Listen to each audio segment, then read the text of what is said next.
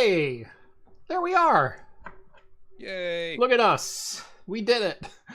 Welcome to Talking Heads, everyone. Episode 377, your once-weekly live show for the latest in beer and tech news. I'm Jeff. I'm John. Welcome to the show, everyone. Thank you all so much for joining on this Wednesday night or in podcast form over on Spotify or wherever your favorite podcasts are found. If you've never seen the show before, we talk beer, we talk tech, we talk games, pop culture, entertainment, sometimes some Star Trek. All super chats are right on the air so long as they will not permanently demonetize the channel. We do drink alcohol on the show, and if you're drinking along with us, alcoholic or not, let us know in the chat and we'll give some early show shoutouts as we go along. Last but not least, if you'd like to take part in the super secret chat and the even more super secret after party, think about joining the Patreon. Link is down in the video description. As a bonus, you'll get exclusive access to my Discord server where you can chat with myself, John, Rhett, Steve, all the hosts from Talking Heads, and join the awesome community that hangs out over there. Yeah.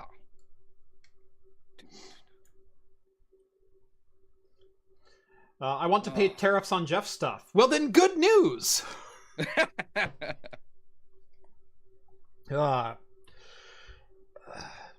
Look, for those who are familiar with the show, I tend to try to stay away from politically charged commentary. We will lean into some stories that I find particularly interesting or important, and this is one of those situations where I feel there's been so much misinformation about what is a tariff, about who pays tariffs, about what tariffs do, and more importantly, how they affect businesses and things like that.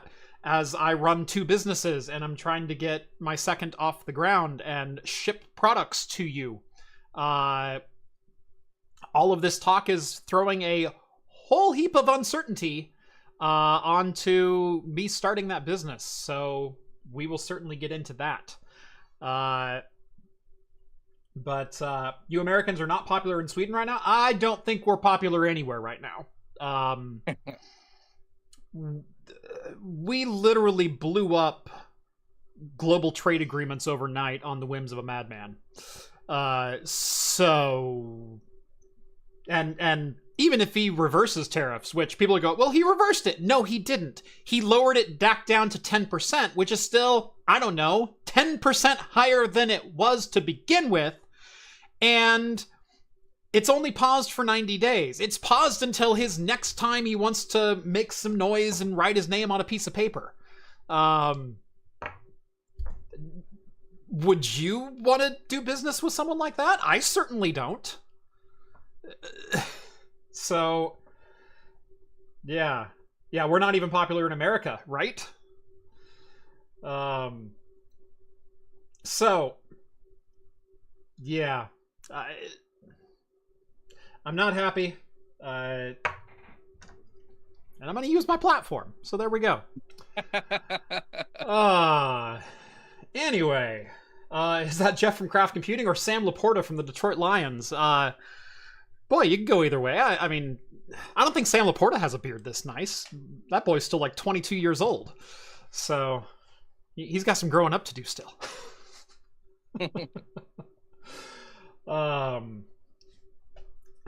Yeah. Gosh, let's see. Let's go ahead and start the show. Because I need a drink. John, what are you drinking tonight? I am having a Parish variant of one of their famous IPAs, and this is Ghost X. So this, if you know anything about Parish, they have their Ghost series, and this, I believe, is an anniversary of it, so the 10th anniversary. Coming at 8%, Citra, Mosaic, Simcoe, and Cryo Fresh hops and Phantasm powder. Ooh. So it's gonna give it that extra danky goodness. Yeah. Got my wonderful glass here. Yes. Craftcomputing.store, where you can find all of your high quality drinking needs merch.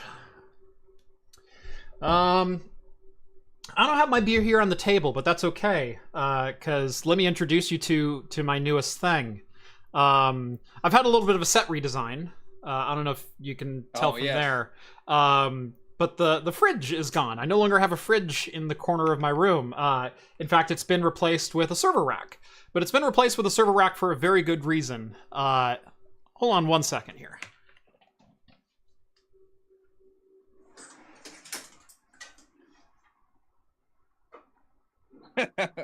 Changing a hard drive, it looks like.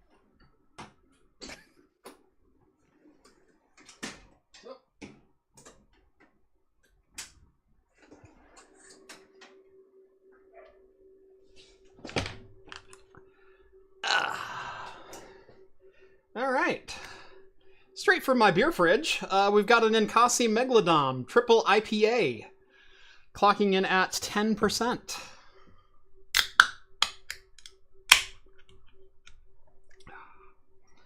And of course, going into a craft computing pint glass. John is a bit low. I thought I raised him up. Yeah, I moved the mic up and I scooted it. I was leaning back, so. Okay, so we can blame John for this too. Cool. There we. Yeah, it's typical. All right. Tell you what, I'm gonna dial you up just a notch anyway. We'll hedge our bets here. I want everyone to hear me.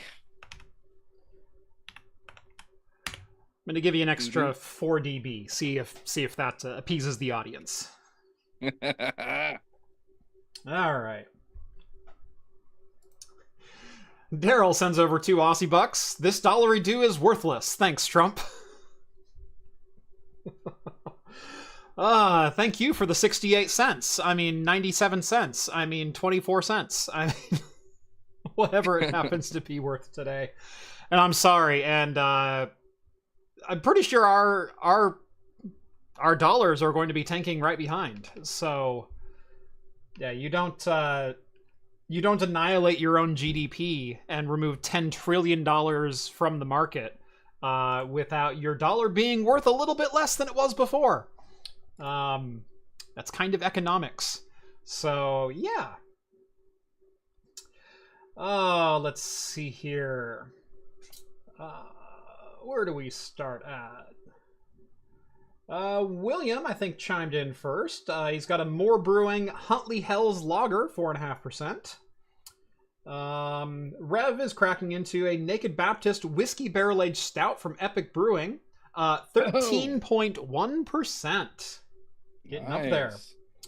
Novella's got a Modest Man Widowmaker Brewing collaboration, Looking Down the Barrel of a Gun Double IPA, 8.5%.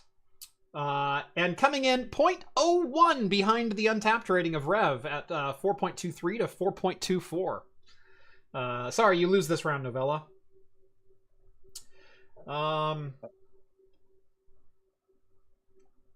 Let's see. Jason's having a Hot Valley. Release the Stash IPA, 7%. Nice local beer. Yeah. We've got a couple Hop Valleys in the fridge. With the title, just to ask so everyone knows, politics-friendly chat tonight or no? You can't talk tech today without mentioning the politics around it. So, number one, I've got an axe to grind in this. I'm probably going to, it's going to be political talk. But the political talk is very, very related to tech. It's very related to my business. So, it is what it is tonight. Like I said, friends of the show, people who have seen it for a long time, if there's big stories that don't directly involve tech, or even sometimes if they do, I try to shy away from the politics because I don't like dividing an audience. I don't like that. I want to be the guy that says, can't we all get along? And, or bring some semblance of nuance to a situation or anything. I can't bring that today. I don't have it.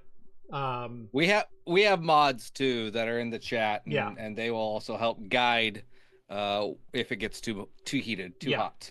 Yeah. Oh, let's see. Bee's Knees. Hosts can do whatever we want, though. That's right. We can do whatever. That's right. Yeah. Bee's Knees is enjoying a Rebellion Red Lager from Yellowhammer, 5.4%, 3.61 on Untapped. Charles is drinking Sheboygan Municipal Tap Water with ice. It's an excellent choice.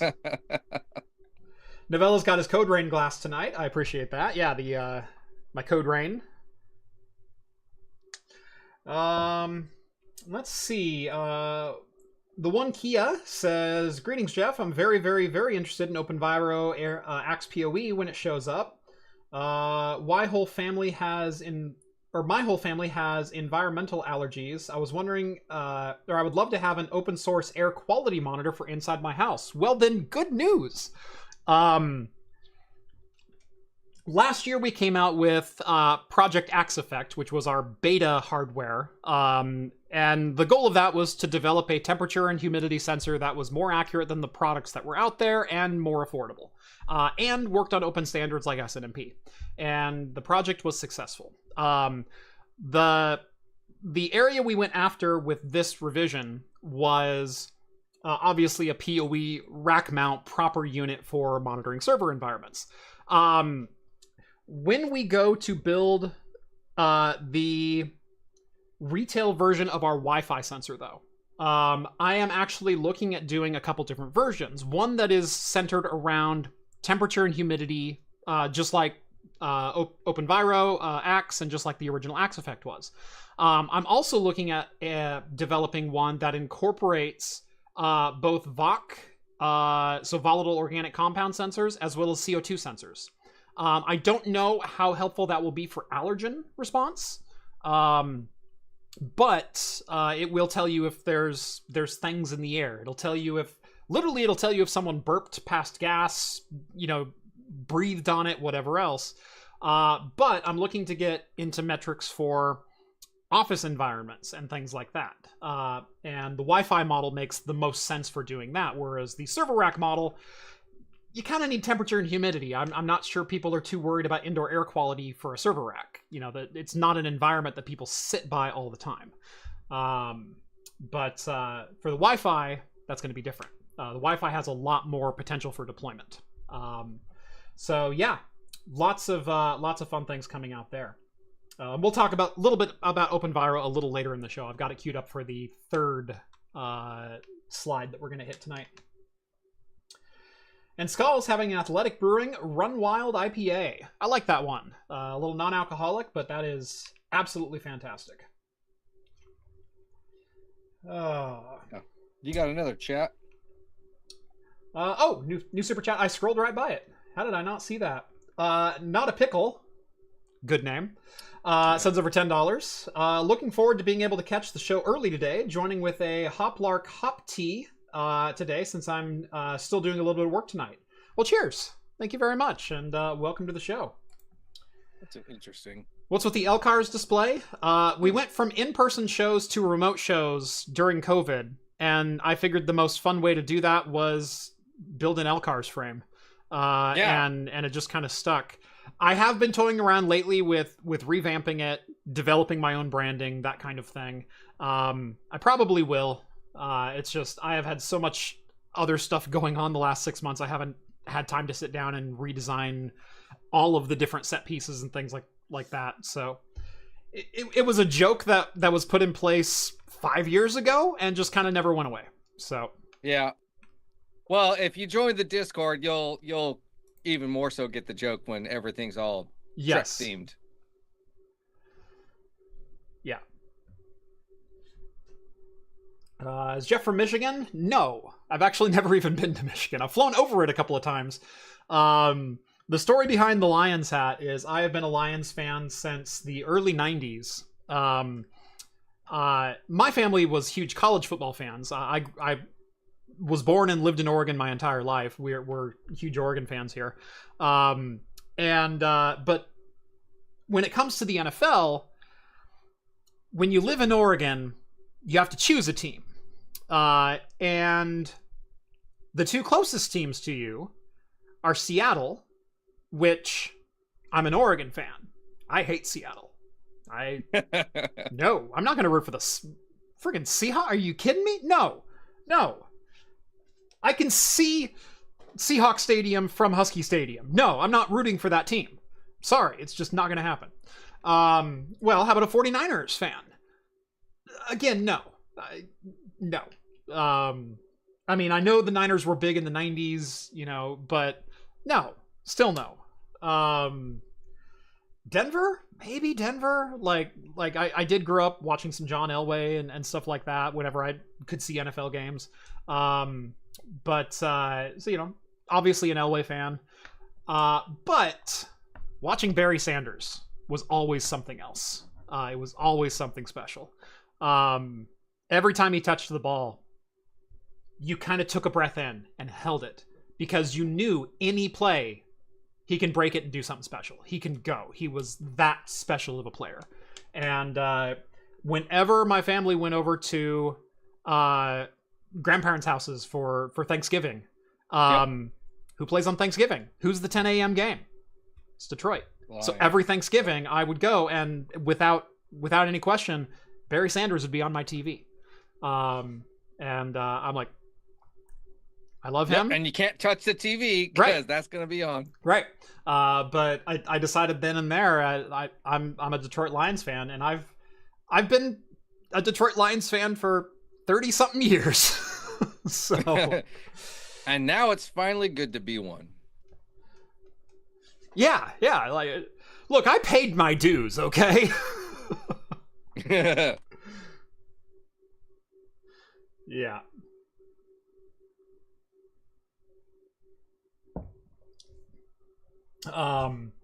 Sanders had nothing on Walter Payton. Walter Payton, I don't take anything away from Walter Payton, but I just didn't watch Walter Payton.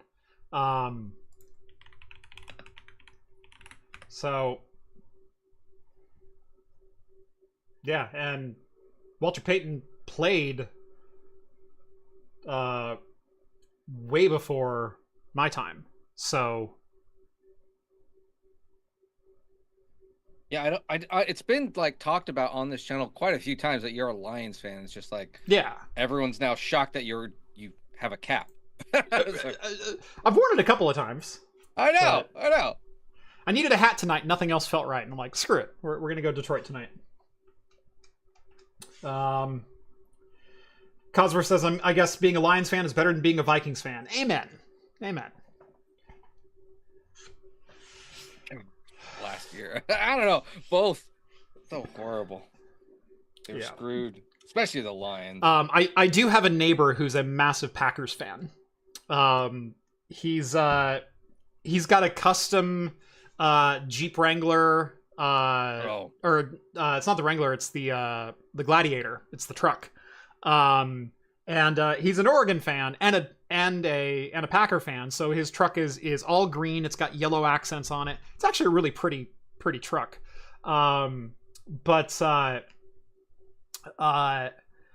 He's got a Green Bay flag out in front of his house. He's got the Oregon logo on the back of the truck as well as the Green Bay logo on the other side. I think he's got a marquee on his windshield that says "Go Pack Go."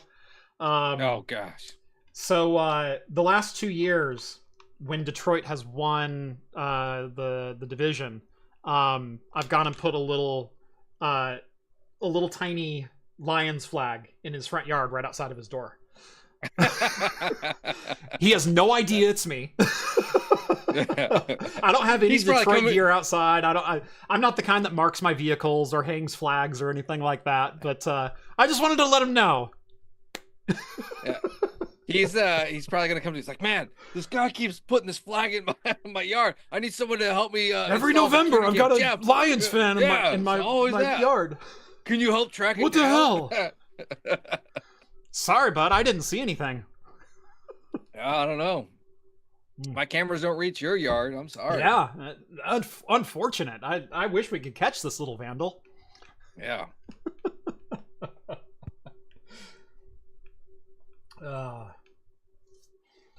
Anyway, we've put it off long enough. Let's dive in. All right. The best name for a Lions player ever was Kilbrew. Kilbrew was pretty great as far as a name. I will tell you, one of the most devastated I've ever been was when Detroit drafted Joey Harrington. Because I knew they did not have the offensive talent to put around him to keep him upright, to get him a running game. And Joey, to his credit, took a 2-win team and turned him into a 5-win team. And Joey was a great college quarterback, but you get in the NFL and you spend 80% of your time on your back. Joey said this a number of times in interviews. He was seeing ghosts for years trying to play. And, you know, being hit so often leads you to making worse decisions. You're trying to get the ball out faster. You're trying to force it so you can get some breathing room. And I hated when Detroit drafted Harrington because I knew exactly what Detroit would do to him. And after watching Joey in college for 4 years, from 97 to 01, and seeing what a special player he was, I was devastated. Because I knew they were going to just chew him up and spit him out.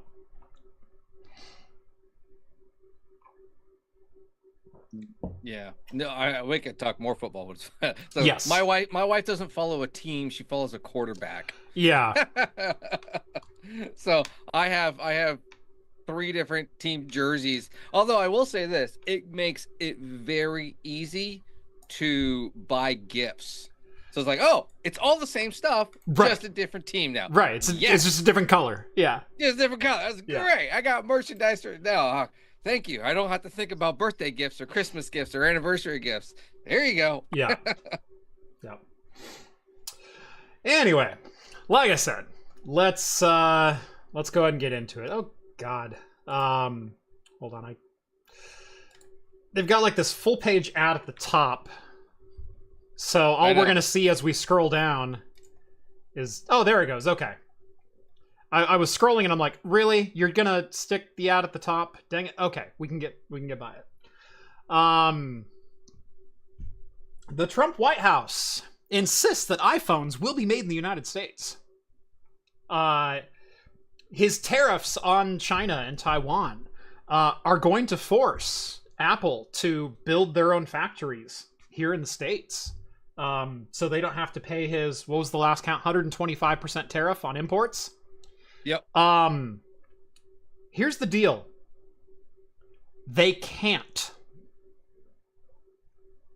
The industry to produce an iPhone, the factories and infrastructure required, do not exist within the United States.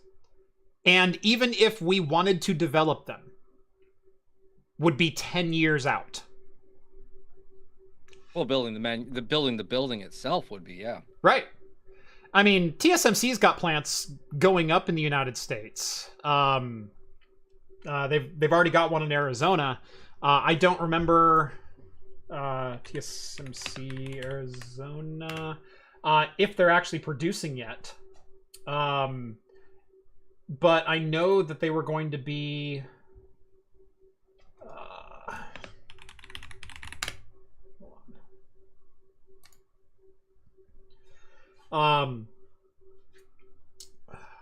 Yeah, there we go. TSMC Arizona fab production is already sold out through 2027. So let's say Apple decides to build a factory in California, or Arizona, or wherever it makes sense. They're not getting chips out of TSMC domestically until at least 2028. Because fab time buys up 2 to 3 years in advance. You have to tell a fab, you have to tell TSMC and Global Foundries and even Intel what you plan on producing at their factories years before it actually happens. You have to allocate how many dies, how many wafers you're going to need to produce, what timeline that's going to be on, what equipment you're going to need.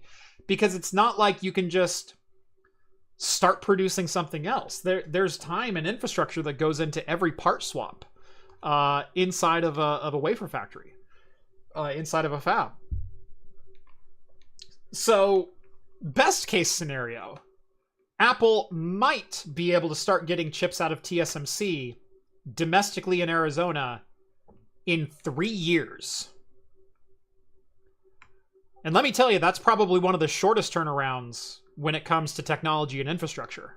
And that's not including all of the other specific components that go into an iPhone. You want to know how complex an iPhone? Go watch Scotty over on Strange Parts. Sorry, Scotty Fitz, one of my Patreons. Scotty over at Strange Parts is he does that. Goes to the markets, right? Yeah, he does the Shenzhen markets. He's the one that built an iPhone from scratch. And in fact, most recently, he 3D printed an iPhone shell. He reproduced the entire shell with 3D printing, which was really, really freaking cool. So Scotty knows the inside of an iPhone, or knows an iPhone inside and out.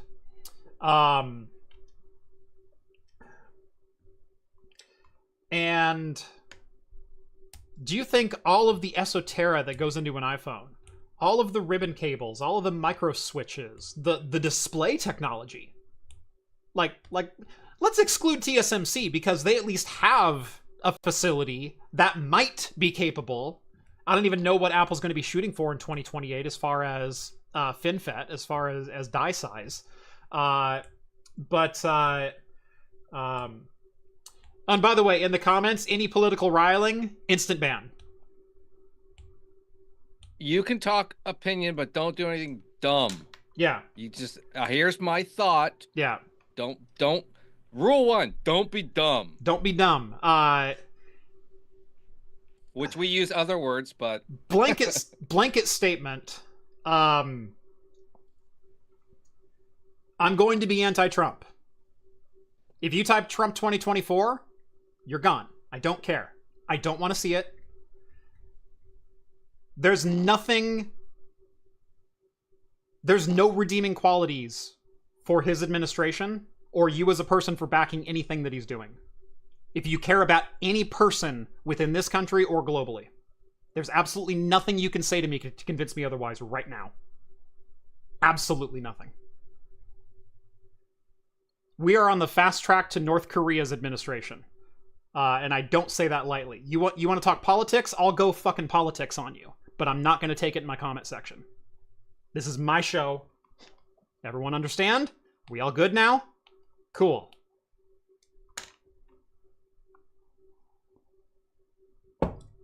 All right then. By the way, don't come in here and blast Kamala 2028 either. I don't want to see that shit either. Okay? But especially if you're going to come in here and rah, rah, rah, yay, let's go Nazis, get bent and get out of my show. Cool. Everyone good? All right, let's continue. Good. Tech show, guys. Remember that. Right. Tech show. Right. We can talk. You can't. Right. Well, again. Right. And again, I'm not trying to make this political. I'm simply saying a decision was made that influences the tech market, and that's what we're focusing on tonight. Yes, that's what we're gonna try. That's what we're gonna do. So, all right. Yeah. That's last warning, guys. Cool. All right. Watch out. Jeff will take his mic and go home. I'm at home. I'm in my home. Right. This is what's gonna happen. If you keep it up, we will go so hard on Trek. Yes. All right. We will. And then somehow it still will hit back to tariffs. I will spoil all of season 3. It. Yeah.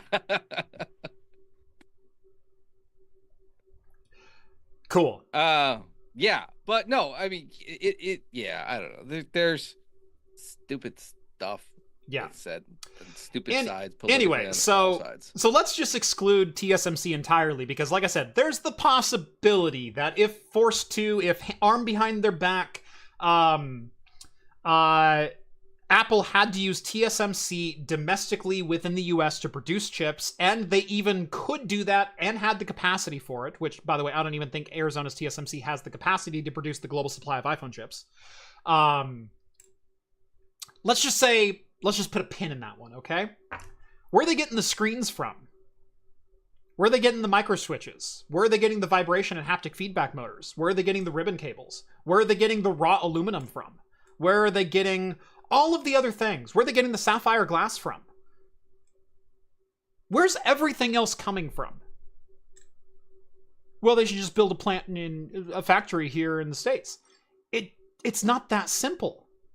No. You're wrong. It's a different iPhone. It's the new one. It's a flip phone. Mm-hmm. It's the new one coming out. It's the, I don't know if we could even produce that right now.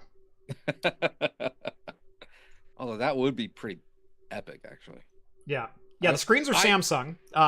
There's basically only like 4 manufacturers of screens today. It's Samsung, LG, gosh, who are the others? There's one that's a large factory in Shenzhen.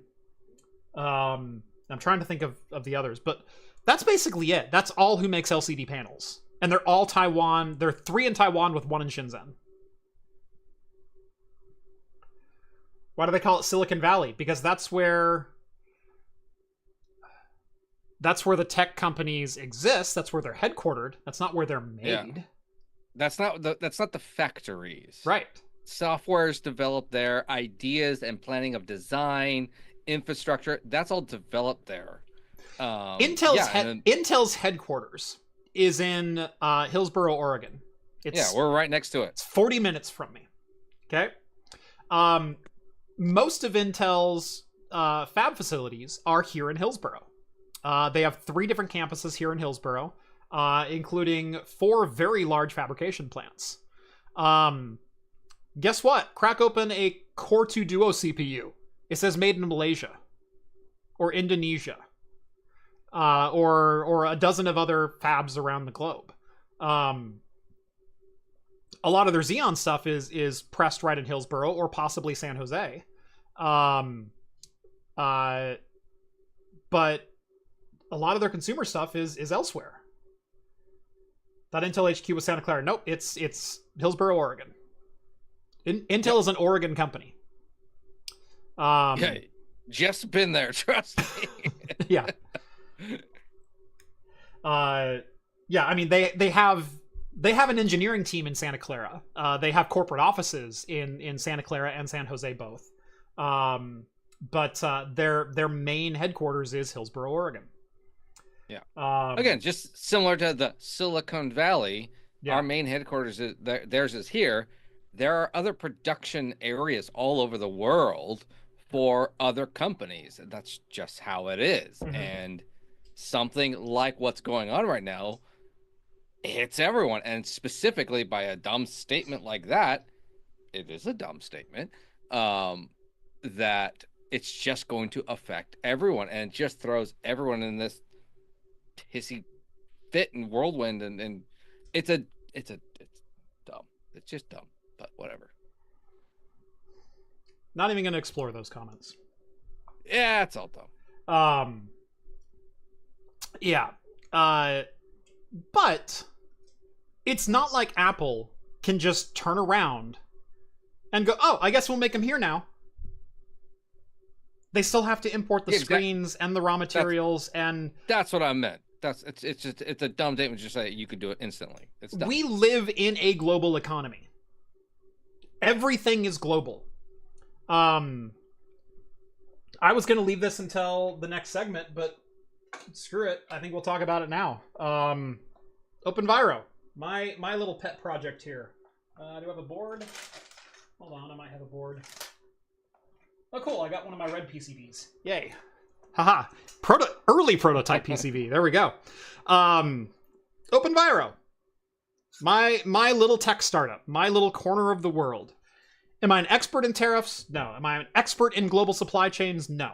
But when you start up a small business, you get familiar with things pretty quick. And let's say I was already familiar with large-scale purchasing for data centers and the global economy that exists for that. I'm very familiar with car manufacturing. I'm very familiar with manufacturing in general, productivity, logistics. I'm familiar with it, okay?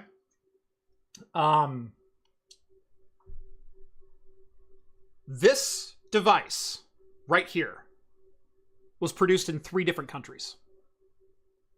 My little tech startup, this has parts from 3 different countries. 4, possibly even.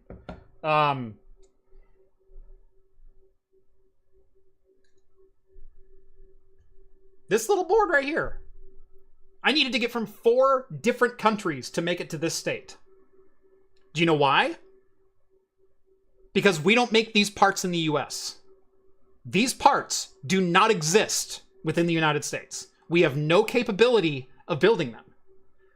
And it's not like we can just flip a switch and the companies that are headquartered in Germany or Australia or Great Britain or China or wherever they are globally are going to go, oh, let's just move our brain trust of people, our fabrication team, our engineers, our corporate offices, our marketing people, or whatever else. Let's just take half of them and move them halfway across the world. Let's start up a new manufacturing facility in the States, which is going to be more expensive for land, more expensive for infrastructure, more expensive for labor. To what return? To what return would this company, any manufacturing company, any engineering company, what return would they get from moving where they have developed their business at to moving to the United States? Not having to pay tariffs? Okay, they didn't have to pay tariffs before. Do you know who pays tariffs?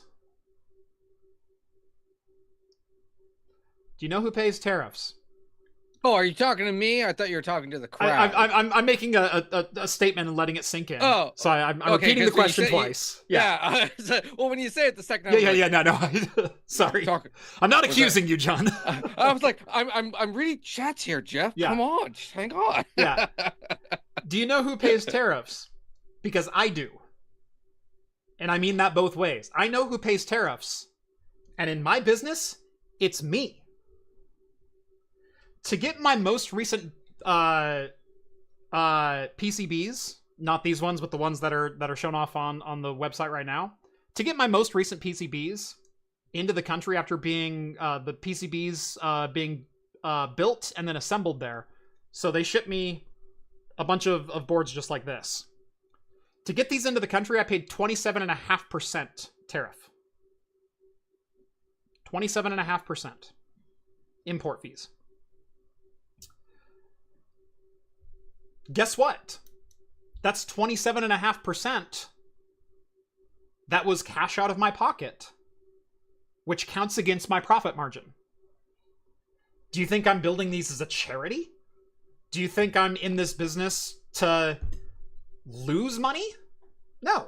I'm in this business to make money. I saw a hole in the market, which I thought I could develop a product for and eventually develop a business for. And so I'm trying to do that. Guess what happens when my cost of production goes up by 27%? I have to make that money back, which means I'm going to charge you 27 or 30% more so I can still make my money. Because if I don't make money, this product doesn't exist. If Apple doesn't make money, are they going to make iPhones? No. Companies are in the business to make money. The person who pays the tariff is the importer, not the exporter. It's bringing them into the country and paid for by the receiving country. A tariff is a tax on import, paid for by the person who imports it. And that cost is passed on to everyone that they sell to, domestically and internationally. Because I'm buying these boards, I've been buying these boards from China. Guess what? There is a facility in North America that will produce these boards for me. I still have to get the PCBs built internationally, but I can do the assembly in the States. So I only have to import the PCBs and possibly a couple of the components. And so I'll still pay tariffs on those, on the PCBs being imported and then the components themselves. But then the mass amount of labor can be done here in the States.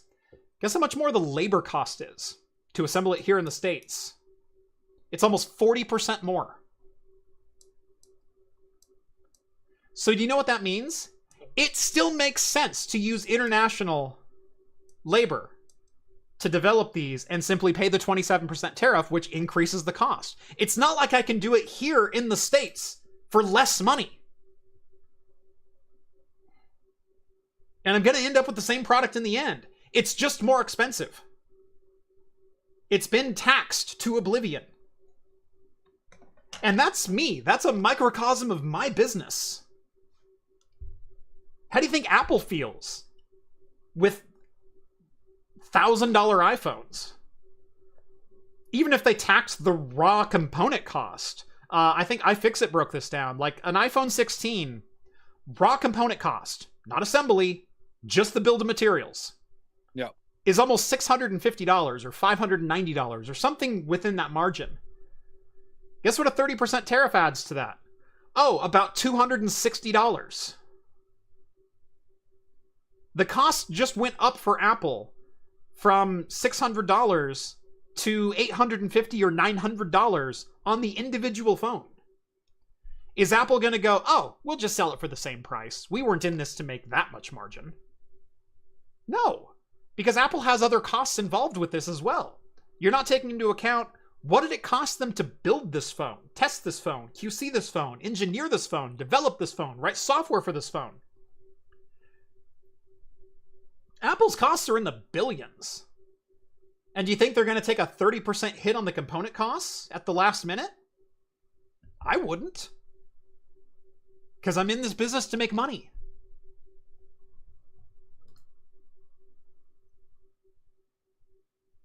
And the US does a lot of things really, really well. I think we mentioned last week, you can buy almost 100% US made cars. There's like 4 of them. There's the Toyota Tundra. There's the Honda Ridgeline. And there's the 2.5 liter versions of the Outback and the Crosstrek. Those are made in the US. Oh, and the Corvette. You can buy a Corvette. Yeah. Those are pretty sweet. They are pretty sweet.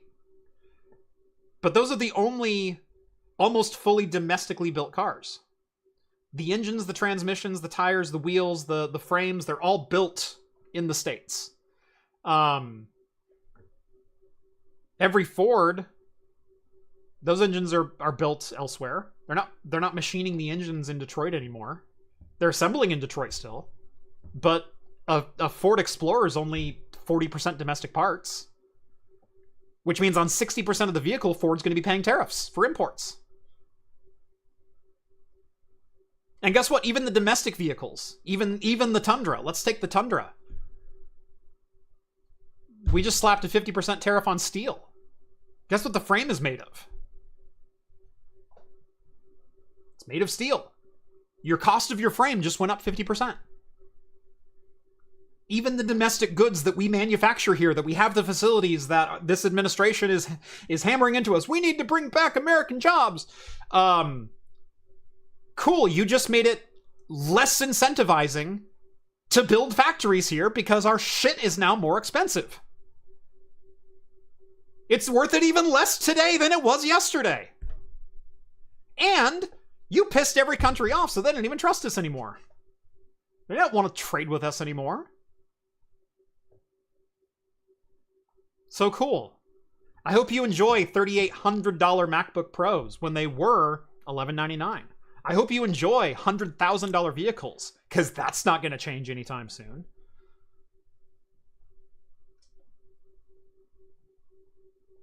I base my stock market portfolio and how the economy is going by 2 things, Jeff. Mm-hmm. 2 things and 2 things only. What's that? Right? Arizona iced tea and Costco hot dogs. I talked about the hot dogs in a recent episode. Do you remember that? Yeah, I know. Yeah. Costco still sells a $1.50 hot dog, right? They got rid of the Polish sausage. The Polish. It's getting close. I'm sweating. I'm sweating here. Yeah. I have all of my retirement on Costco hot dogs. So it's right. It's getting there. It's getting there. Those chicken wraps. That was I had to back off of those. Those jacked up the price too much. But man, yeah. the hot dogs and the soda, man. Yeah. Yeah. I thought about doing Dollar Tree, and I'm glad I didn't, because now they're the $1.25 tree.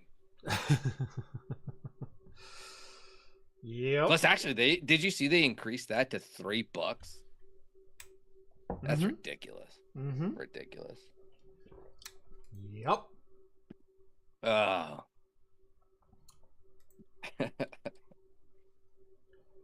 tariff in a global economy. Arizona probably will. Yeah. An isolationist view on trade and manufacturing and a tariff in a global economy. Every economist said leading up to it does way more harm than good. I've been racking my brain for a couple of days to think of an industry, any industry, that might benefit from this. That products are going to be manufactured domestically, be more readily available, and prices are going to go down, which would mean a win for the consumer. I can't think of one that is not directly affected or incentivized to bring manufacturing back domestically. I can't think of one. If anyone else can, I will gladly hear it here. Lee over at F-Stoppers, fantastic YouTube channel. Go check them out. If you're into camera gear, they are some of the OG YouTubers. They do fantastic reviews, fantastic setup guides, all kinds of stuff. Lee posted a video over on F-Stoppers the other day that I really, really thanked him for doing. Because he brought up a lot of these points. Who pays the tariff? I do. And then he brought up a lot of the manufacturing issues. One of his side businesses is he sells hot sauce.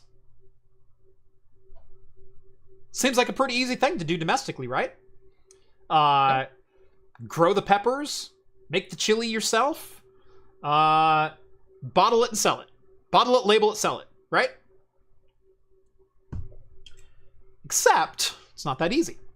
Now the chili, the hot sauce itself, he goes, it's made in Florida. It's grown in Florida. It's cooked in Florida. It's bottled in Florida.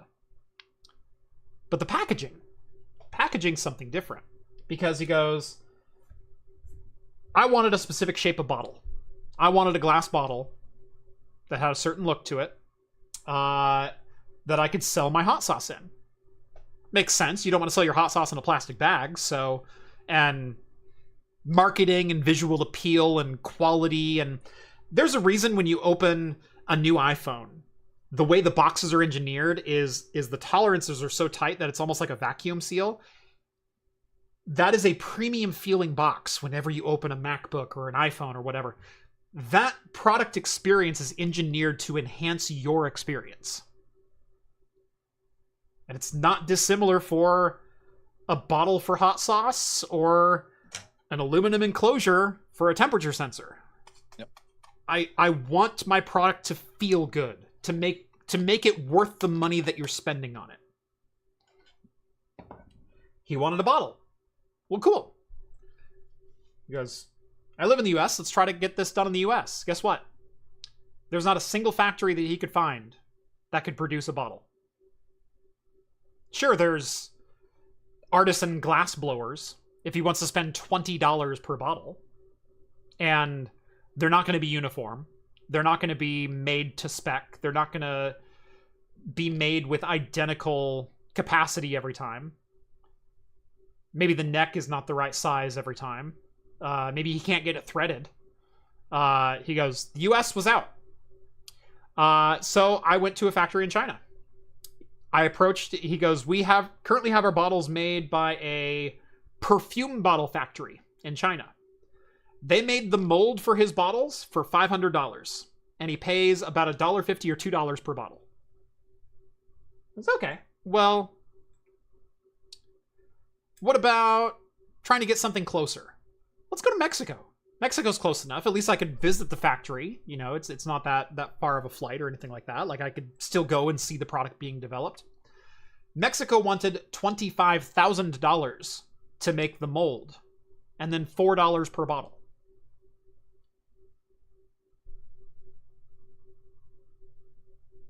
His bottles are made in China. He goes, my cap, it's 3 pieces. He goes, there's a plastic cap, there's a wooden surround that goes over the top of the plastic cap. The plastic cap has threads, and then there's also a metal insert that's engraved on the top, and then the whole thing is finished. He goes, again, couldn't be done in the US, at least not for less than $20 a cap within the US. He goes, I get these done in China for $1.50 a piece. He goes, the labels were something else. He wanted it embossed. He wanted it with like some gold trim underneath it. He wanted it to look nice. He wanted a nice presentable label for his bottle of hot sauce. Found a place in the US, 900% more expensive. That was as close as he got. It was 900% more. Guess what?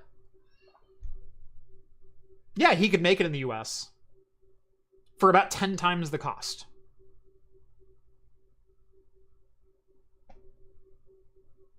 So he doesn't.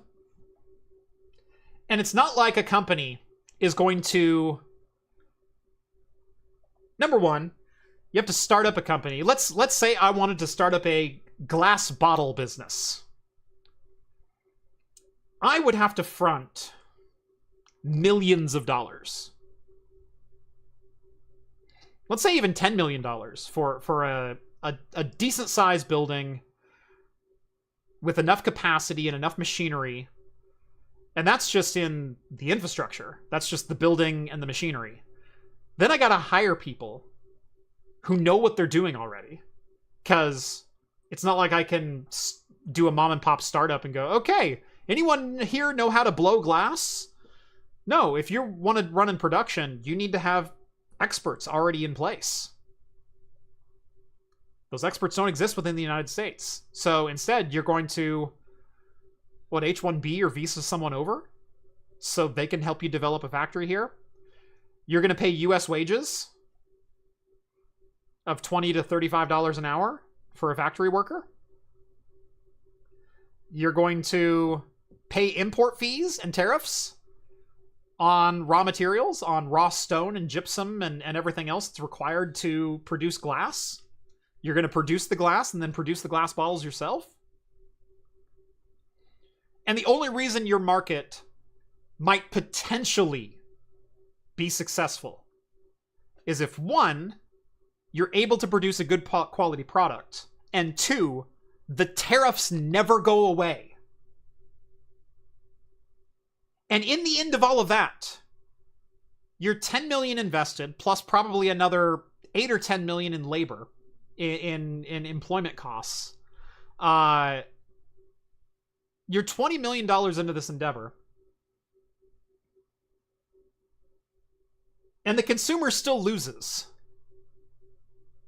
Because in the end, we're still paying more money for a glass bottle.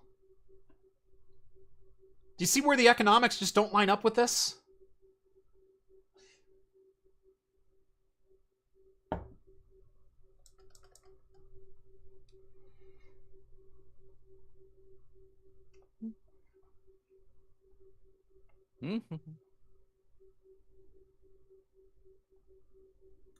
Guys, you know the model of earphones Jeff is wearing. This is the, Kimura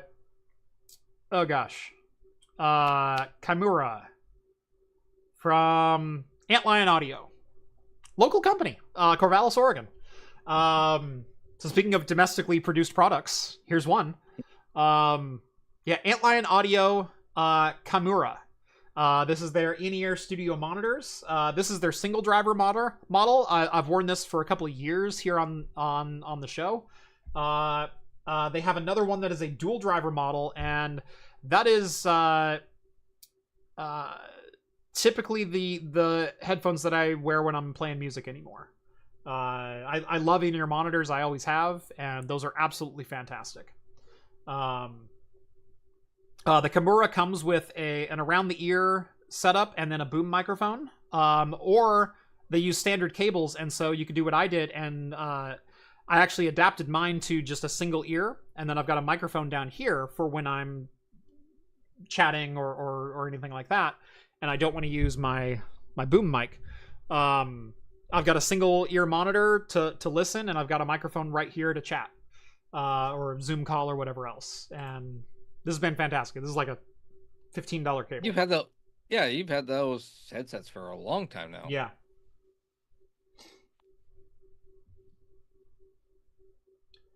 Are they made at OSU? No, but it is in the same town as OSU. It's in Corvallis. Was it a college-started company? I don't think it was college started. Oh, okay. Interesting. That would have been kind of cool. Yeah. So yeah, that's your brief introduction to tariffs and why they suck, and why this is never going to end well. And every economist and any business owner, anyone who knows jack all about manufacturing a product, and I am certainly no expert, but I'm kind of right in the middle of it right now, and that's just me and my tiny little business. I'm already getting screwed by this. I missed my price target by 30% because of tariffs. Guess what? The last import fee that I paid was 27.5%. Guess why I missed my price target by 30%? And I'm supposed to charge less money because tariffs have been halted on all countries, or flatlined back down to 10% instead of the 0% that they were. And I'm supposed to trust that those tariffs are going to go away. I have to price my goods for the worst case scenario because I'm in business to make money. What I can't have happen is a retaliatory tariff by the US go into place that ups the cost of my product by double, which, guess what? Just freaking happened.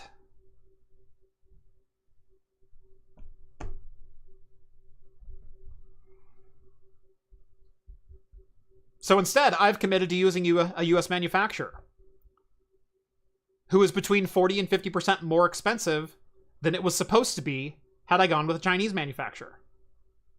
You are paying my tariff. Because I can't charge you $120 for OpenViro and then wind up paying almost that much just to get the boards across the border. And hope that what's his name wakes up on the right side of the bed and rescinds the tariffs one day. No, I have to plan for the worst case scenario, and I have to take your money now. That's how this business works. So guess what? Regardless of whether or not the tariffs are in or not, you're paying the final price. You're already paying the price.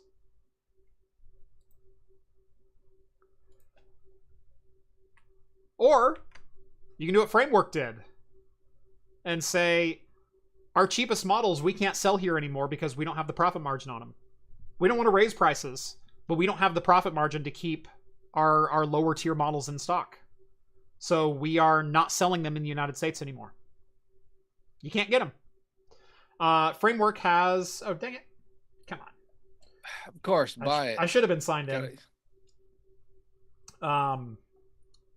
Yeah, they are rescinding two models. One of them was an Intel i5, and I think the other was their 7640U or something like that. Like a Zen 4, their lower end Zen 4 part. You can't buy in the US anymore because of tariffs. Well, your problem isn't their problem is you need to start a company in a different country. That's what you needed to do. Because then you import it to China to, say, Mexico or some island somewhere. And then there, only 10%. Boom. Easy peasy, How much do penguins work for? Yeah, fish. So there you go. Easy. Easy, Jeff. Look, I am an equal opportunity employer, but my assembly line workers need to have opposable thumbs. Okay, it's a requirement for the job. Cute and fluffy outweigh opposable thumbs all the time, because you then just I don't know. Have you met penguins? They're kind of assholes. No, the young ones are great, but you pivot your business model. This is true. You pivot the business model now to just taking pictures of penguins, trying to assembly things. Boom, instant gold mine. You're welcome. I just gave you an awesome idea. Anyone on watching, gold mined. Yeah. Pictures of penguins assembling things, although I'm sure we could just use that on some stupid AI generated imager, and there we go. I didn't have enough time, but I totally wanted to get one of the shirts with the penguin on it that says "Don't tread on me." Oh, I thought you were gonna do the there was a scene in Futurama where the penguins get the guns. I saw that one. I laughed at that one. Yeah, that one was funny. I had forgotten about the penguin episode. At the end, they all pick up the guns. Yeah. But no, why don't I just move my assembly to another country and my distribution to another country? Well, the company that I partnered with to do my distribution, Crowd Supply, is based out of Portland, Oregon. Little known fact. I wanted to partner with them because they were local. I actually found a PCB assembly house that's also kind of local. We're working on final pricing right now, but I would love for my boards to be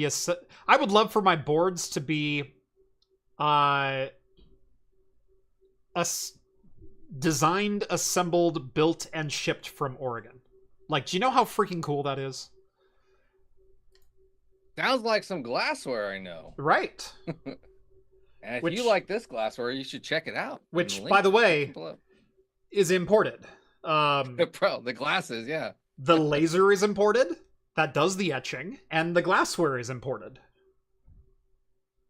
Guess what? That's still the cost of business, even though my manufacturing is local. My prices are going to go up on the store because my next round of purchases to restock my store is going to go up.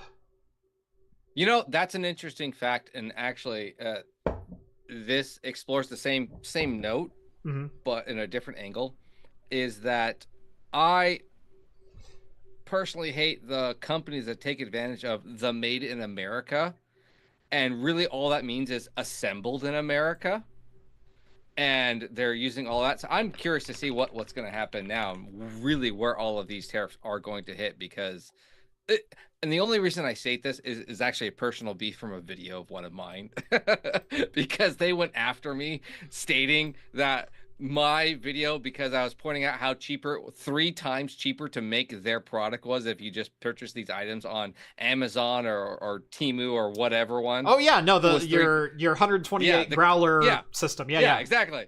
And that company made it their mission for like 3 months to go after my video. Really? And saying, no, it's American made. It's like, no, I know the one thing that is American made, and I listed all the parts. It's like, here you go. Nope, they're all shipped in. You have one part that's American made. Do not sell me on this. It's American made, so I justify the price. Like, no, I will not do that. Yep. I have a really funny Cisco story related to that. Is years and years ago, we had a Cisco ASA 5512 firewall. It's a very interesting device. It's a 1U device. And inside that firewall, it's actually an x86 CPU. It was is it Ivy Bridge? I think it might have been an Ivy Bridge chip. It was like an i3 3130 or something like that. Like, it was a socketed 1155 desktop Ivy Bridge CPU in a 1U server. Okay? Now, this server runs Cisco's software via compact flash card still. That was the really funny thing. It was an Ivy Bridge ITX board with a compact flash card in the side of it when you opened it up. We had one of these firewalls at a customer site, and one day we got a call from the customer and said, hey, we lost internet. And I said, oh, that's unfortunate. Let me check. Oh, indeed, I can't reach your firewall. Let's get a technician out there. Let's figure it out. And so I got a technician out there. They got there in like 20 minutes. And turns out, yes, indeed, they had no internet because the firewall was off. As it turns out, the power supply had died after some diagnosis. And so we had to work for the next couple hours getting them a temporary solution up and running. Got them kind of reestablished. We pulled the compact flash card out. We copied their config file. I think we had like a 5505, like a really, really old firewall, and went, we're going to rate limit the crap out of you, but at least you can operate. So no one stream YouTube today, please. Yeah. Dear God. Everyone has their own Pandora going. Right. But please no streaming today, but at least you can operate. And so we got them back up and running. So I called. We had a vendor that we bought our Cisco equipment from. And I said, hey, we have a Cisco box with a dead power supply. I need a new power supply. And he goes, okay, cool. And a couple hours goes by, and this sales guy was good. He was really, really good. Very responsive, very on top of every request you ever had, no matter how small. And a request from me when I'm usually buying like 1,000 desktops or 8,000 sticks of RAM or something like that. He was just as responsive when I said, hey, can I get a single Cisco power supply? Yep, you got it. It'll be on your desk in 2 hours. A couple hours passes, and I didn't have a quote yet. And so I said, hey, this one's kind of an emergency. Like, I need it overnight. Like, what do you got for me? And he goes, I called Cisco, and I'm trying to get an answer from them. I've got a part number, and I'm trying to get through their ordering department to get you a price. It's taken a little bit longer than I anticipated, but I'll get back to you. And I said, okay, cool. So it took him the rest of the day, but the next morning he gets back to me. And he gets back to me with a quote for $799 for a power supply. No. Now, here's the funny thing. Is when I heard it was going to take at least another day, I went, well, we have to get their old system back up and running. Well, inside of this box is just an ATX motherboard. And it's a 20-pin header and an 8-pin CPU header. We can jerry-rig something up, right? Yeah. And so I took an ATX power supply and plugged it in and handed it to my tech and said, go deploy this. You're going to have to leave the lid off. So put the lid like over the CPU so the airflow will still go over it, but the power supply is going to have to hang out the top. But they'll be back up and running. And so he went and did that, and then I got the quote back, and it was for $799. And I went, wow. Well, it's not my money, and as long as it's an OEM product, I'm fine. So I told the customer what it was going to be. They said, yep, not a problem. Here's $800. Get us back up and running. I said, okay, cool. So within an hour, from like 8 a.m. to 9 a.m., I said, yeah, let's get it ordered. Next day shipping. Let's get it done. He calls me back at 10 o'clock, and he goes, Cisco won't sell me that power supply now. And I said, why? And he goes, well, who's your client? And I said, well, it's this person. He goes, yeah, they don't have a Cisco support plan. And I went, right, I'm the support plan. I'm the MSP. And he goes, yeah, but you guys don't pay for a support plan for that site either, right? And I said, well, no. And he goes, yeah, you need a support plan for that license, or for that site, which starts at like $2,800 a year. And then they'll sell you the power supply. And I got mad. Yep. So you know what I did? I spent the next 2 days sourcing the factory in China that produced that power supply, and I bought it for $28.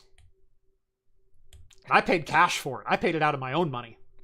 Like, screw you guys. Yep.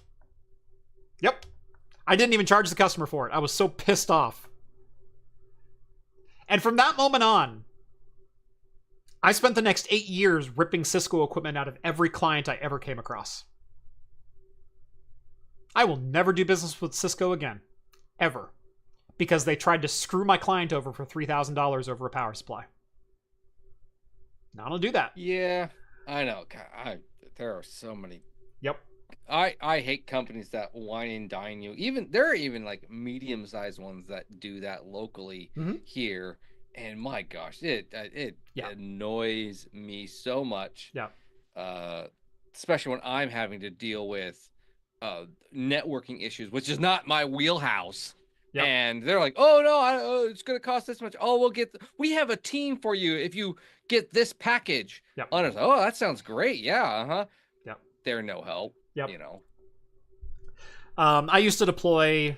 I mean, I was an IT director, IT manager, MSP manager, like all kinds of different hats that I wore. We used to design and deploy Wi-Fi to large business, medium business, government, education, all kinds of different facilities. And whenever we worked government, we always were required to get multiple quotes from different vendors.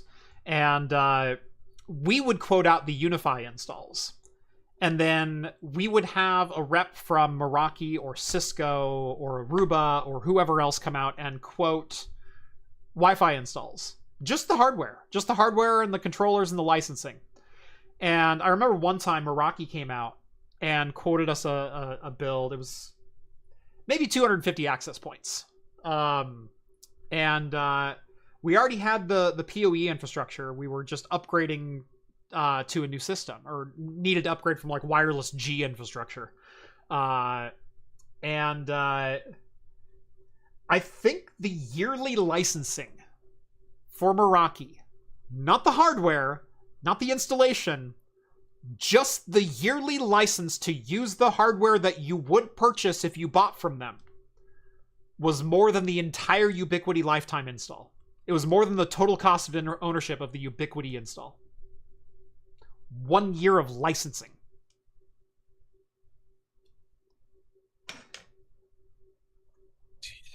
Yep. Anyway, I'm gonna grab my second beer.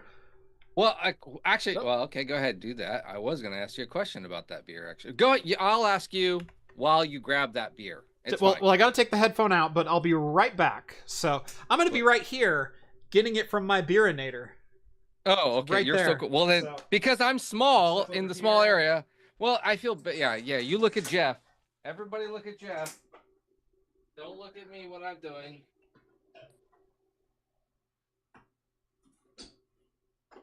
My refrigerator is brought to you by Stone Brewing, but you can't see it. Which was given to me by Stone Brewing, so that's cool.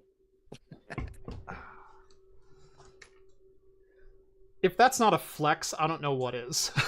I know. Well, I was telling everyone that my refrigerator is from Stone Brewing, and they sent it to me, but it's not as cool as yours. Yeah. Mine's in a server rack. Yes, I know. Mine's just under my TV. And they sent me the smallest fridge. I feel bad about that. Oh, I do. Yeah, it is. Okay, so I'm gonna unplug this LED light because it's going party on my voice. There we go. I was wondering what that was. I have it set to noise, but then every time I lean it, it's picking up my voice, and so it's flashing. But I think I had it on there because my son thought it was so cool. It's like every time he made a noise, the light changed. So I was like, all right, it just sound there. I took it off.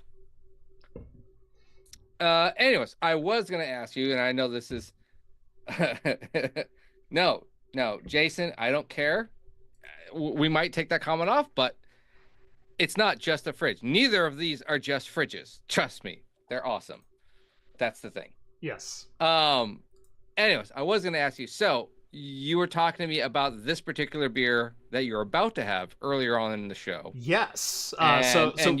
We talked about this off camera before we started the live show. And I wanted to do a little experiment tonight. So I had one of my favorite triple IPAs, the Ninkasi Megalodon.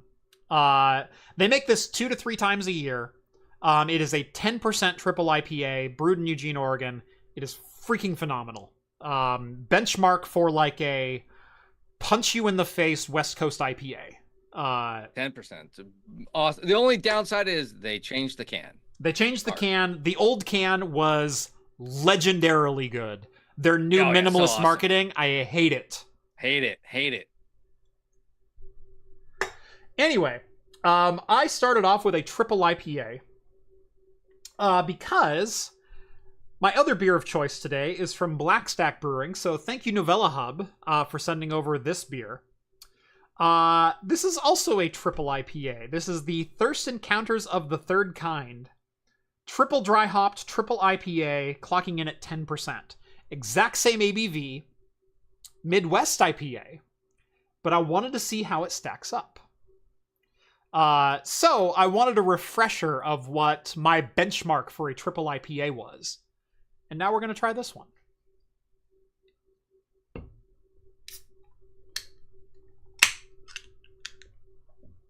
And it's only fitting because Novella, to start the show, opened a Black Raven Brewing, which is just down the road from us. I sent him a can for the Secret Santa.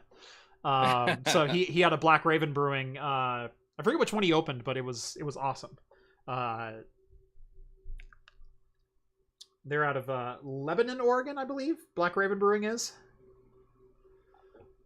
I think they were Washington. Yeah, Redmond, Washington. Oh, Redmond. Okay. Sorry, I'm thinking about a different one. Oh, I'm thinking about the Sidious Brewing.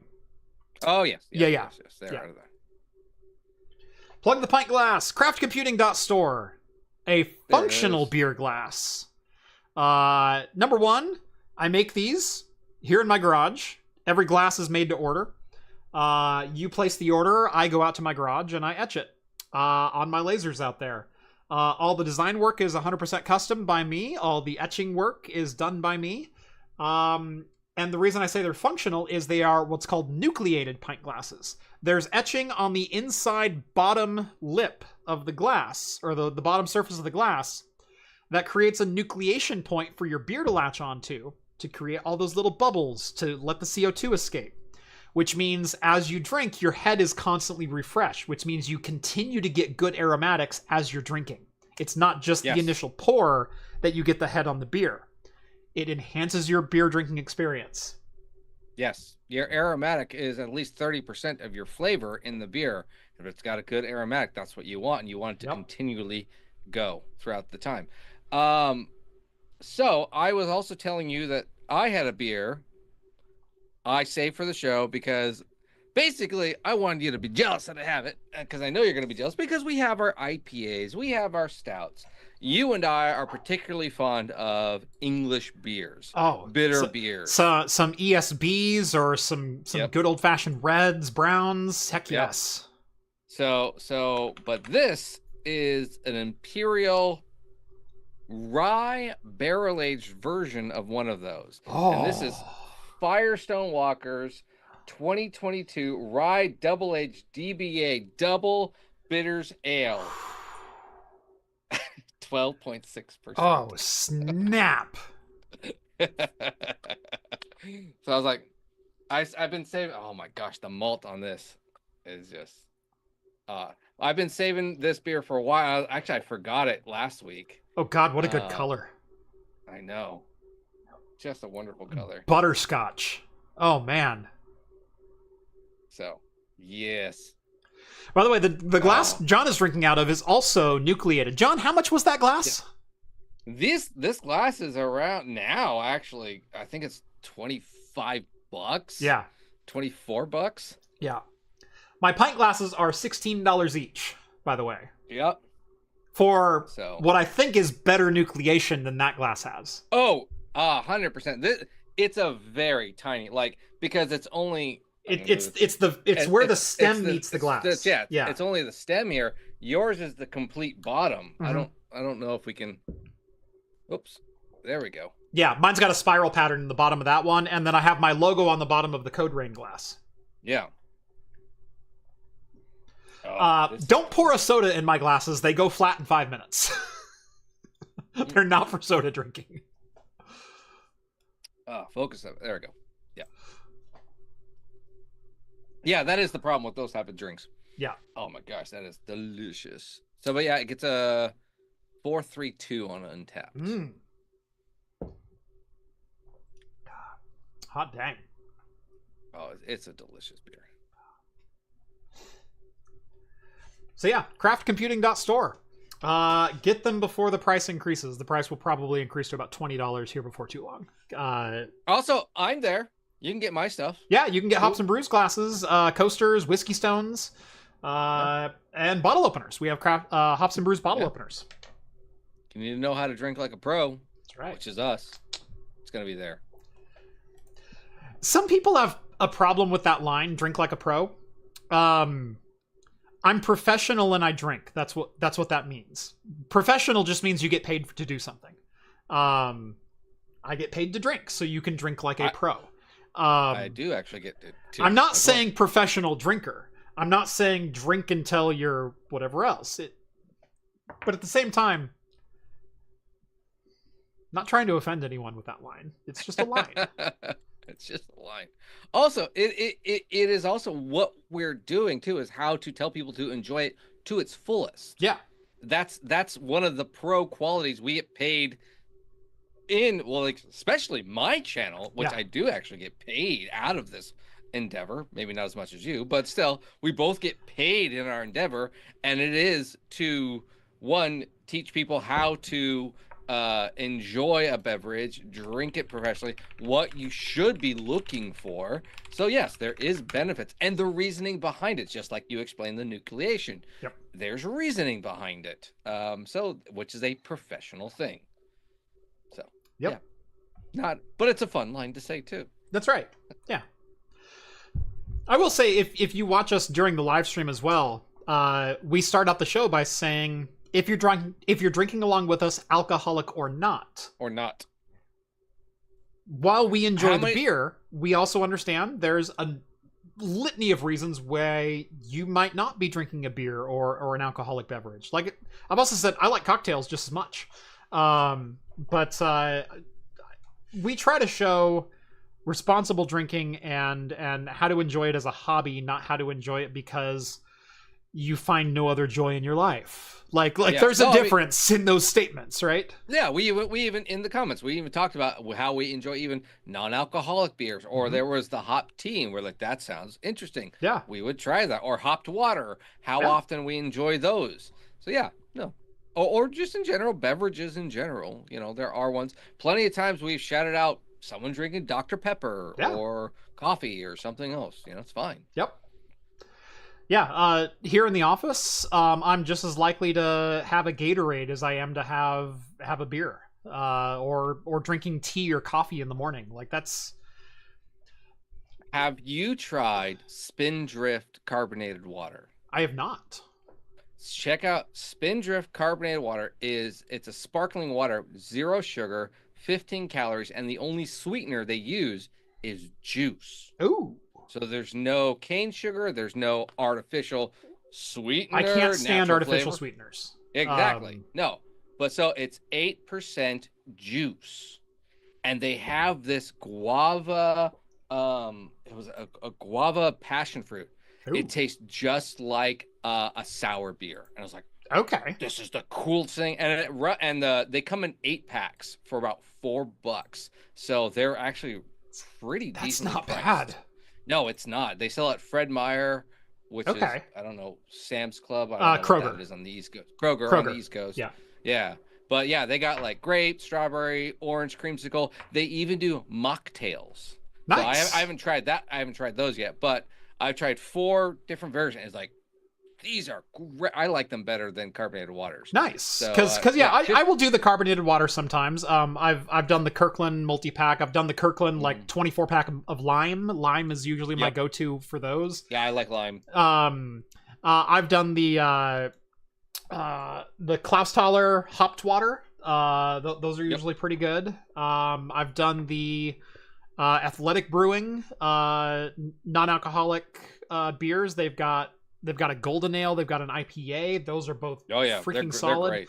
But they're expensive. They're like just as much as buying a beer without buying a beer, and I have a problem with that. Yeah, I know. That is. It totally is. So when I found this, and it's the same, we're talking pennies difference in your carbonated water. Yeah. It's so much more flavor, and I really hate the Splenda, the stevia, The monk fruit. It just tastes like diet soda to me, in my opinion. Yeah, zero sugar added, zero stevia, nothing. Safeway sells it too. They're great. I got the wife and the kid all hooked up on them, and so they're great. Again, back to we don't just drink alcohol all day. Yeah. And in fact, actually, I end up making a vitamin water, which is a half gallon. I drink that at work, and I drink all of that at work. So when I come here, I had 2 beers. Oh, whoop-de-doo. It's really funny because we're almost never on camera without a beer in hand. People expect us to always have a beer in our hand.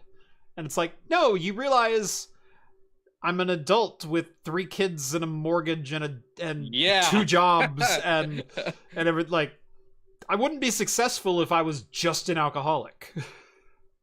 I mean, that'd be awesome, but yeah, not really. Some people are in spite of that. So no, yeah, most of mine, it's late at night and the family's asleep, and that's when I'm like, oh, okay, let's go grab something. I've done my job. Yep. Okay, I have. So yeah. A couple of comments. Yakto says he's drinking a Dr. Pepper tonight, and then Jacob says he's got a Chick-fil-A sweet tea. So yeah, excellent. Yeah, we don't judge. And in fact, I've had tea and coffee and things like that on the channel before. So it's just I find beer interesting, and sometimes it's nice to open a beer while I'm filming a video and then let you know what that beer is like, because believe it or not, people enjoy drinking beer. So yeah, well, I mean, beers, especially now, is very complex, and there are so many varieties. Yeah. And if you're wanting something interesting to talk about, in all honesty, I would rather have a beer than a soda. That's the thing. I'm going to go with the carbonated water or beer. The amount of sugar, and I can actually find a low-calorie beer that tastes 1,000 times better than a soda. So, not saying I don't enjoy soda either. I do love going to my Taco Bell and getting my Baja Fresh on with some spicy hot sauce. My sister has a powered by Baja Blast bumper sticker on her car. It's great. Speaking of beers, this is different. This is it? Yeah. Oh yeah. I kind of got away from that. This is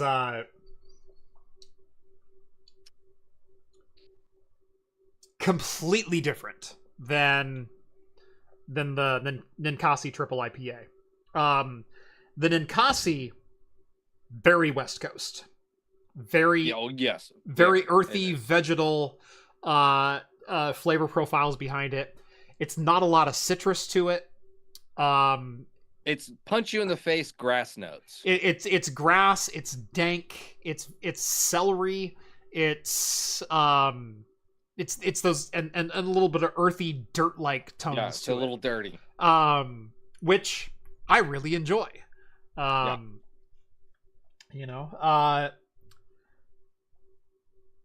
Midwest IPA. Oh, is this a different animal entirely? I don't even want to go citrus on this. I want to say like strawberry rhubarb. Interesting. It's got a little spice to it? No real spice, but like a rhubarb's got a weird kick to it. Yeah, a little sarsaparilla kind of. Yeah. Not quite that, but like strawberry pie filling. How's that? Okay. It's a very sweet strawberry. That could just be that they're not used to the hops, and so when they triple hop it, they're using like a very low alpha acid hop that's more berry flavored, tropical flavored, whatever flavored, Yeah. To where Ninkasi is like, we're gonna use, Willamette as our base, right? And it tastes like dirt and beets, and it's like, oh, here you go. And then we'll double dry hop it with some Citra and something else. But man, that first one is gonna be a punch in the face. I do find that with Midwest and East Coast, and then the Midwest, they're a third leg behind everyone else. I mean, you had West Coast perfecting the IPA, East Coast doing the hazy thing, and everyone's merging it, and the Midwest is just like, we don't know what we're doing. Let's just mix it in, and that's kind of interesting. Novella says, I won the Untapped rating for the night, and I didn't quite believe him. I looked it up, 4.41. Oh, yeah. I mean, I can... we can go compete now. Aren't you a 3.6? I am a 3.6, but... Yeah. You know, when I got 0.05 on you. I got it. I'm a 4.32. So, but wait, but what... How many do you have? What is how many people are actually rating it? 2342 have rated this one. Okay, you're way above mine. Okay, yeah.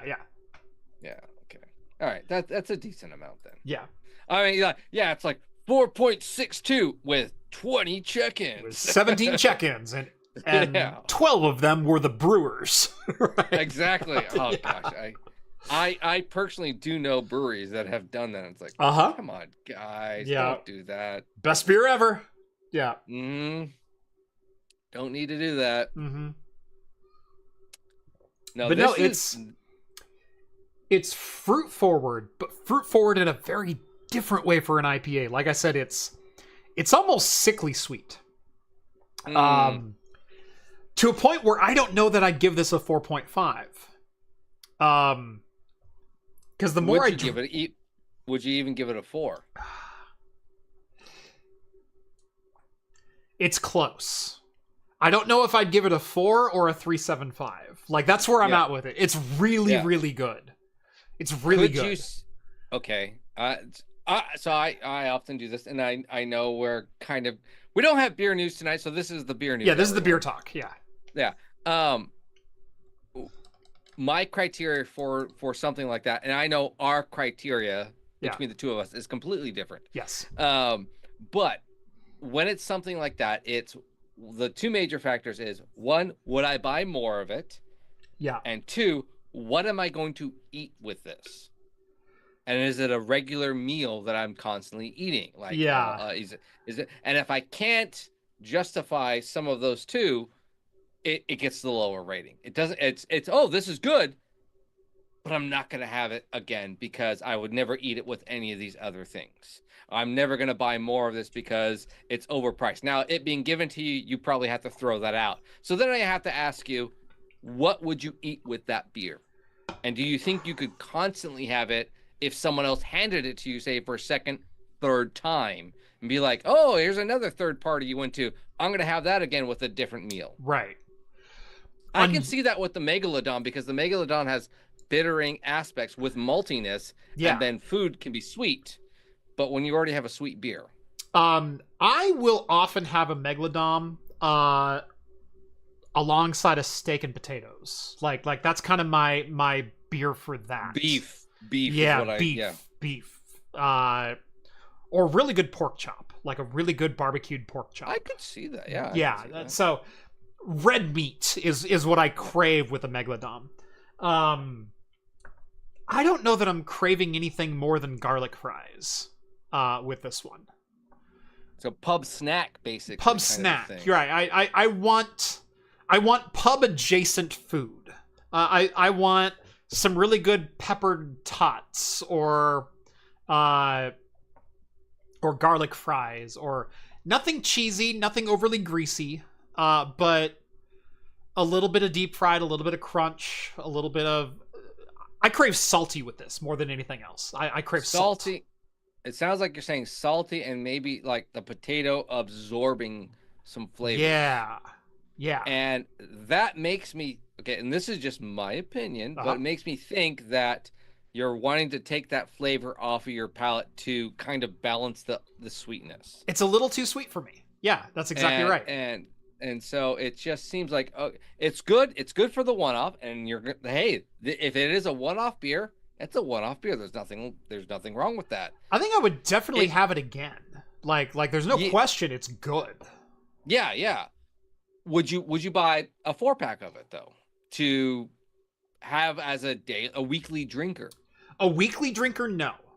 This is not a beer I would crave every single day. Although that's not saying it's not worth the price of admission.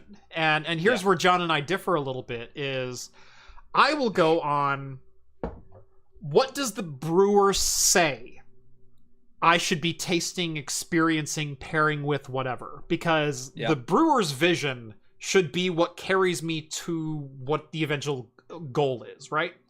And is it worth the price of admission? It's not that dissimilar from my tech review strategies of how much money you pay is very much a sliding scale on the quality you expect in return. Or the enjoyment you get out of something, or you know, whatever words you want to put in my mouth with that statement. Another year older, another year young, another attempt to pass through the hoppy wormhole into another oil-laden dimension. This expedition we took, Spaceship Sabro to Substation Mosaic in the first substrata, where we froze the crew with Equinaut Cryo and handed the controls over to Robot Experimental HBC 692 to the main ship into another galaxy. So, if you didn't catch that, that's 5 hops, 3 of which they dried hopped. 3 of which they dropped. There was one experimental that was probably a single year. That's right. Run. That's the weird one. That's the HBC 692. Galaxy Strata, Mosaic, and Equinaut. Yeah. Which is a new one too. Right. We started out trying to make an offensively overhopped anniversary ale and accidentally ended up writing the synopsis to what sounds like a pretty dope sci-fi novel. Yeah. I don't know. So that's what they say. I will say they start out their explanation, their synopsis, with oil laden. This is not a lupulin forward beer. This is not an oily, clingy, hoppy beer. Yeah, and this is the problem. Even this is going back. Even man, it's kind of weird to think about this of the taproom times of back then too. It was the concept of IBU, and I might even have to do another video on this, of just IBU doesn't mean anything anymore. Correct. With modern hops and the modern way of hopping with the lupulin powders or all the cryos or yeah. It doesn't mean anything anymore because you can have this sweet, malty, fruity, tropical, whatever pertaining to whatever hop you did that to. It can affect that, and it doesn't matter. But the alpha acids, which I don't know why I did in that quotation, but the alpha acid amount in there is still going to be high. And people always, when I was at the taproom, it's high IBU. I don't want, and this goes back to like I don't want bitter marketing. I don't want the bitter beer fate. And you know, and it's the legend that comes out. It's bitter. No, it's not. And it's, I don't know, man. Even marketing, I became friends with a guy who's actually a marketer for Revolution Brewing. Him and I we actually became friends on Instagram, and he was talking to me about like, the brewers will they know what they're doing, and basically they just get around a round table, drink the beer, and they drink like a 12-pack between like 3 or 4 of them. Yeah. Basically getting drunk. I'm like, how do we sell this? What do we do? Oh, okay, here we go. Let's market it this way. Ha ha ha. And it is just a bunch of guys kicking it around, you know, just like, oh, the galaxy this far away and whatnot. And it's not, but they know what they're doing. It's not that it was experimental. It's not that it was like, oh, it turned out to be this way because of X, you know, we didn't mean it to do it. No, they all know what they're doing. That would be dumb if it was marketing. Right. That's a marketing tactic. So because every beer, I've gone on, like, say, Ninkasi for Megalodon. I've gone on their tour.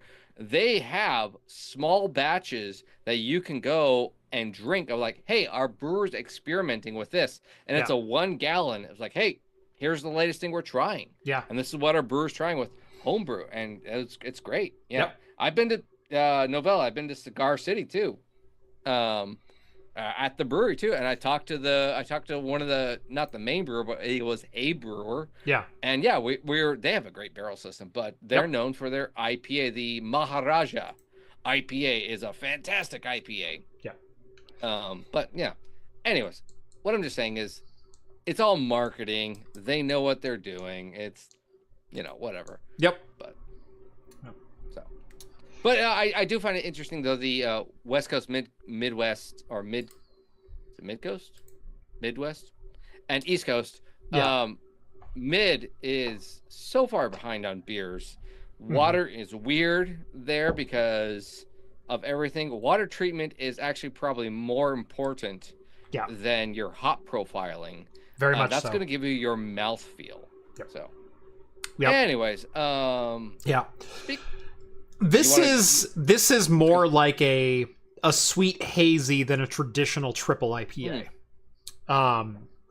It's got more profile that I associate with a New England IPA than I would associate with a West Coast IPA. It's less hoppy.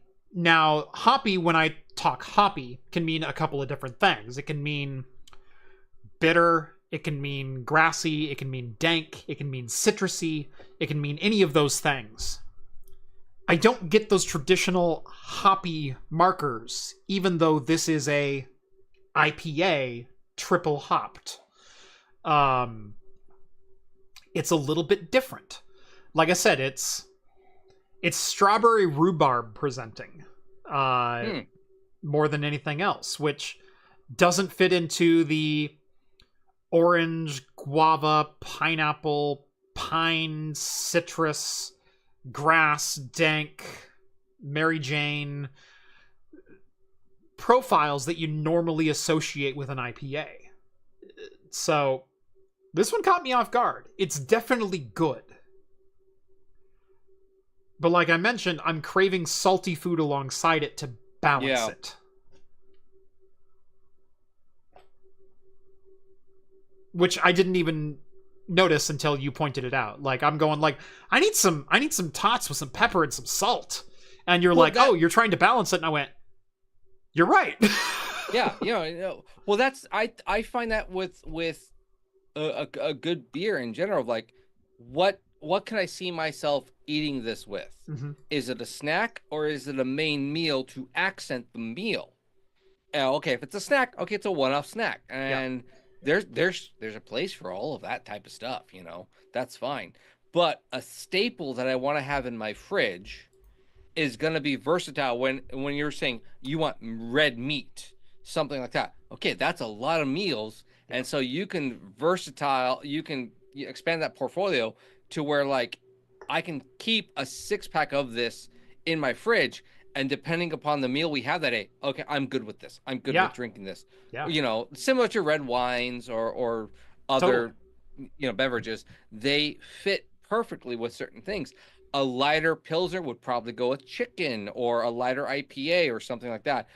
A light, bright IPA with a lemon zest would go great with chicken because it's going to bring this brightness to this lighter meat, There's lots of things like that. But when you add sweetness to a beverage and that to a meal, that's right now interesting, because that's more of it tricks the mind into thinking dessert. And so you have to lower that sweetness level somehow. And then that is usually a snack thing of like, oh, I'm out and about. I love the sweet cocktails that are out. How do I combat that to stay level? It's usually pub food, some form of a snack food. You just freaking nailed this. This is more akin to a port, a dessert wine, a really sweet after dinner red, or a sweeter dessert style cocktail like an amaretto sour or something like that. More than it is an IPA, a white or a Chardonnay or a Cabernet or whatever you would have with a meal. This is a finisher, not an adjective. Yeah. It's still really good. Oh yeah, and then there's no problem with it being good and be like, oh, Yeah. I enjoy this. This is great. It's a great experience. Yeah. And that is the thing. You go out, you can have that experience and enjoy it with it. Mm-hmm. And be like, hey, this is a great beer to experience the nightlife with. There's nothing wrong with that, actually. So. Yep. All right. We already hammered on the tariffs enough. I think we're going to skip the Nintendo news of they... I figured. I loaded the other two. Yeah.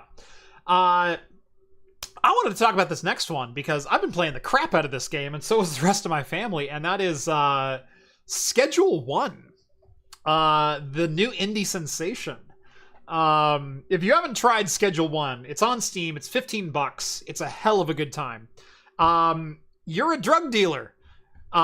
Breaking Bad style. You started an RV and you build a drug empire out of that by manufacturing and selling your product, and you build a distribution network. Oh god, I'm just a logistics company again, aren't I? Son of a... But it's fun. It's a very simple game, but the mechanics are easy to learn, hard to master. There's a million different ways that you can do it. But it's like half action game and half simulation, logistics simulator. And so you kind of work both sides of your brain at the same time. And it's just fun. I've been having a blast with it. In fact, me, my wife, and my sister have started a 3-player campaign on it, and we got very far in like 12 hours. We haven't started producing cocaine yet, but we're close, and so... No, I mean, I haven't played this, but I read the description. I was like, this sounds super fun. I mean, again, kind of goes back to the previous article, but the Switch one, but low budget indie games, Yeah. and being the ability to produce those on consoles or PC is so much fun. And this is where people find so much fun in these games. You can have great storytelling, honestly, the dumbest storylines, but if it's still fun, it's fun. Yeah. And you don't have to have AAA graphics. You don't have to have any of that. And you kind of get it as long as decent storytelling, which this sounds like it does have, and decent gameplay. Yeah. You know, there's not much of a story. There's enough of a loose story to like, all right, so you got your first apartment. Well, what you need to do now is set up multiple grow stations. So like your uncle who got busted is walking you through this on a payphone. But that right there tells a story. It's how they lead you into something. It is very similar to, sounds, when I was reading it, it reminded me very early LucasArts games of like, oh, there's this humor almost like their drug dealing thing, but it's a nuance of in your brain, like, okay, this is kind of fun. You know, of like, it doesn't take itself too serious. I guess that's what I'm saying. Yeah, it doesn't take itself seriously, exactly like you said. It's a low skill floor, but a high skill ceiling game. And so anyone can approach it and start playing the game and have fun with it. But your movement mechanics and your ability to manage multiple moving parts really shines through in a number of different aspects. So it's been a heck of a lot of fun. Schedule 1 on Steam, $15. But that's not the story. The story is that someone who tried to do something similar with drug dealing simulator is not suing, but is investigating potential copyright claims. And we'll talk more about that in just a second. Or as the quote, according to thegamer.com says, so bad they had to sue another game.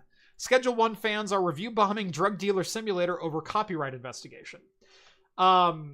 So Schedule 1 came out about 2 weeks ago. And has peaked at well over 500,000 concurrent users on Steam. At one point, it was the number 4 game played for the week on Steam, with the top 3 being the ones you'd expect, and that is Dota,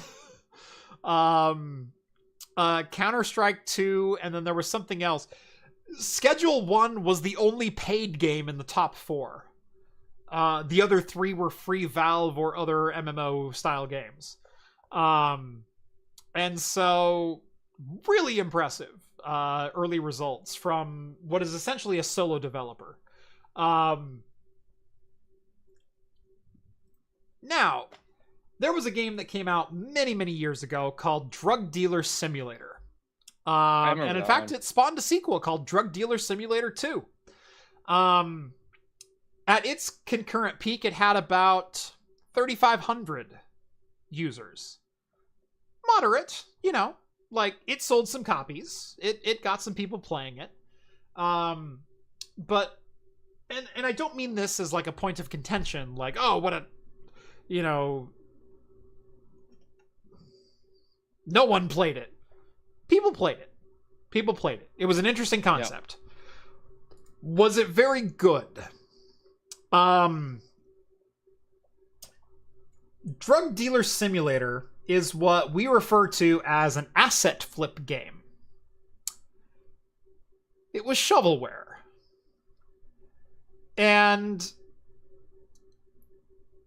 this has nothing to do with the copyright investigation, because you can produce a shovelware game that has some really interesting concepts and create a very unique game with borrowed assets.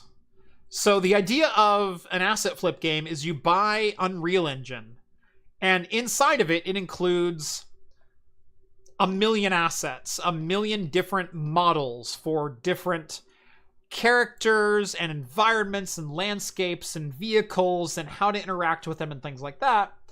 And someone simply took the assets that were included in a game engine they purchased and placed them on a map, and then gave it if-then scripts and created a drug dealer simulator. Fine. You took some concepts that didn't exist before, you made a game out of it, and you sold some copies. That's excellent. But asset flip games tend to be lower quality. They tend to not sell as well. They tend to be a little bit more generic on both the visual artifacts or visual appeal, as well as the game mechanics, because it's very basic scripting language in most cases. And while I will, for the sake of this article or this story, say, and nothing against it for that. If you want to create a game and you want to use existing assets, you're not an artist, you're not a 3D modeler, you're not a game scripter, go out and make a game. Go make a game. However, Schedule 1 came out, and it is entirely unique art. But gameplay is actually kind of similar to Drug Dealer Simulator. And so Drug Dealer Simulator went, well, obviously they copied my game. But this comes back to Pal World versus Pokemon. This comes down to Monster Hunter World versus Pokemon. This comes down to any wrangle and cockfight a creature versus Pokemon game. Game mechanics are not copyrightable. You can't take ownership of interactions, of game mechanics, especially when those game mechanics have been gamified off what are genuinely real-world interactions and conclusions you draw off those interactions. If you're a drug dealer, it's implied there's going to be cops within the game. Cops operate with certain operandi for patting you down in the street, setting up checkpoints. Some substances are illegal in certain quantities and others are not. Can you hide an object or a substance from a cop during a search? How do you sell your illicit substances? How do you grow your illicit substances? How do you mix your illicit substances? These are all things that exist within the real world. There are real world cases to study how these operations work. And the gamifying of them can't be copyrighted on their implementation. You can't. They shouldn't. Yeah, go ahead. Yeah, they shouldn't be. I mean, all of this stuff too is they're complaining that it's infringement upon my IP, which it's not an IP. It's something that regularly the plot of this can happen. Someone else can go after him for it. A book can be like, hey, you stole the idea we have because it's a series of books we had that some author, unknown author, who knows, but it's so dumb when something like that happens that the artist now for the new game, they change it's not the exact same, but it's a similar thing. How many TV shows have we seen that are the same concept? And like, oh, this is the new version of the famous TV show. That's their spinoff. There's no difference in that. Yeah. This is the new Game of Thrones. This is the new Harry Potter. This is the new Hunger Games. Right. But it's do you know why elves and orcs and dwarves and everything else everywhere. exist within every facet of fantasy that exists? It's because those concepts are not copyrightable. Exactly. That's what I'm getting at. Do you know why Dungeons and Dragons can't copyright a D20 dice roll? It's because a game mechanic in and of itself, even for a strength check, even for a perception check, even for things that are mechanics within a game, cannot exist as a barrier because dice games have existed for a millennia. And so dice have been used to be literally everything within a game. It's not unfathomable for someone of their own reconnaissance or own research or creative process to state, hey, we need a random number here.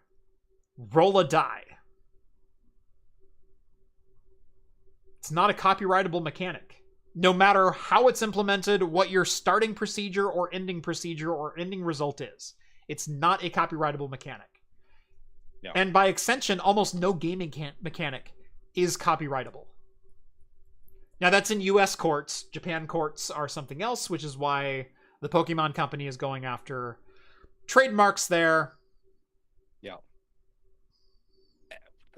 Yeah. But, hey, you know what also stinks about video games? When it crashes. Mm-hmm. Oh my gosh, especially when you're on a world record pace to beat a game and the console, the cartridge itself from the manufacturer crashes on you. Yeah. Oh. So I follow a good number of speedrunners in a lot of attempts. Suigi, Kosmic, Linkus 7, Gymnast 86, a whole bunch of different speedrunners. I'm very much a fan of speedrunning. Games done quick. Huge fan for over a decade now. I watch every single one of them religiously. Excuse me. I know very much of Kosmic. Kosmic is a speedrunner specifically of Mario games. Former world record holder, Super Mario Brothers 1, Super Mario Brothers 2, Super Mario Odyssey, and a number of other different games. One of Kosmic's specialties is a game known as Super Mario Brothers 2 Japan, or Super Mario Brothers The Lost Levels as we know it in the US. Yes.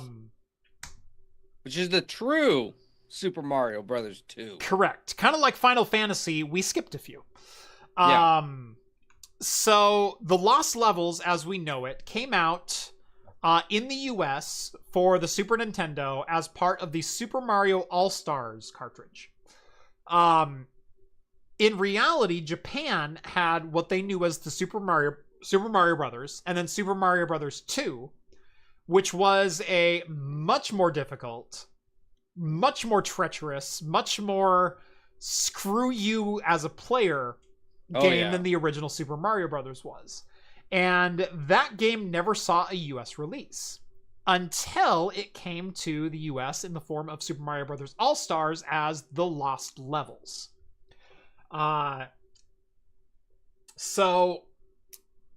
Kosmic, like I said, world-renowned, world record holder for a number of different Mario games. One of his biggest games that he runs is the Lost Levels, is the SMB2 Japan, or the All-Stars version. And in this particular case, he was running the All-Stars version. On original hardware, on a Super Nintendo, with an original cartridge with an SNES controller.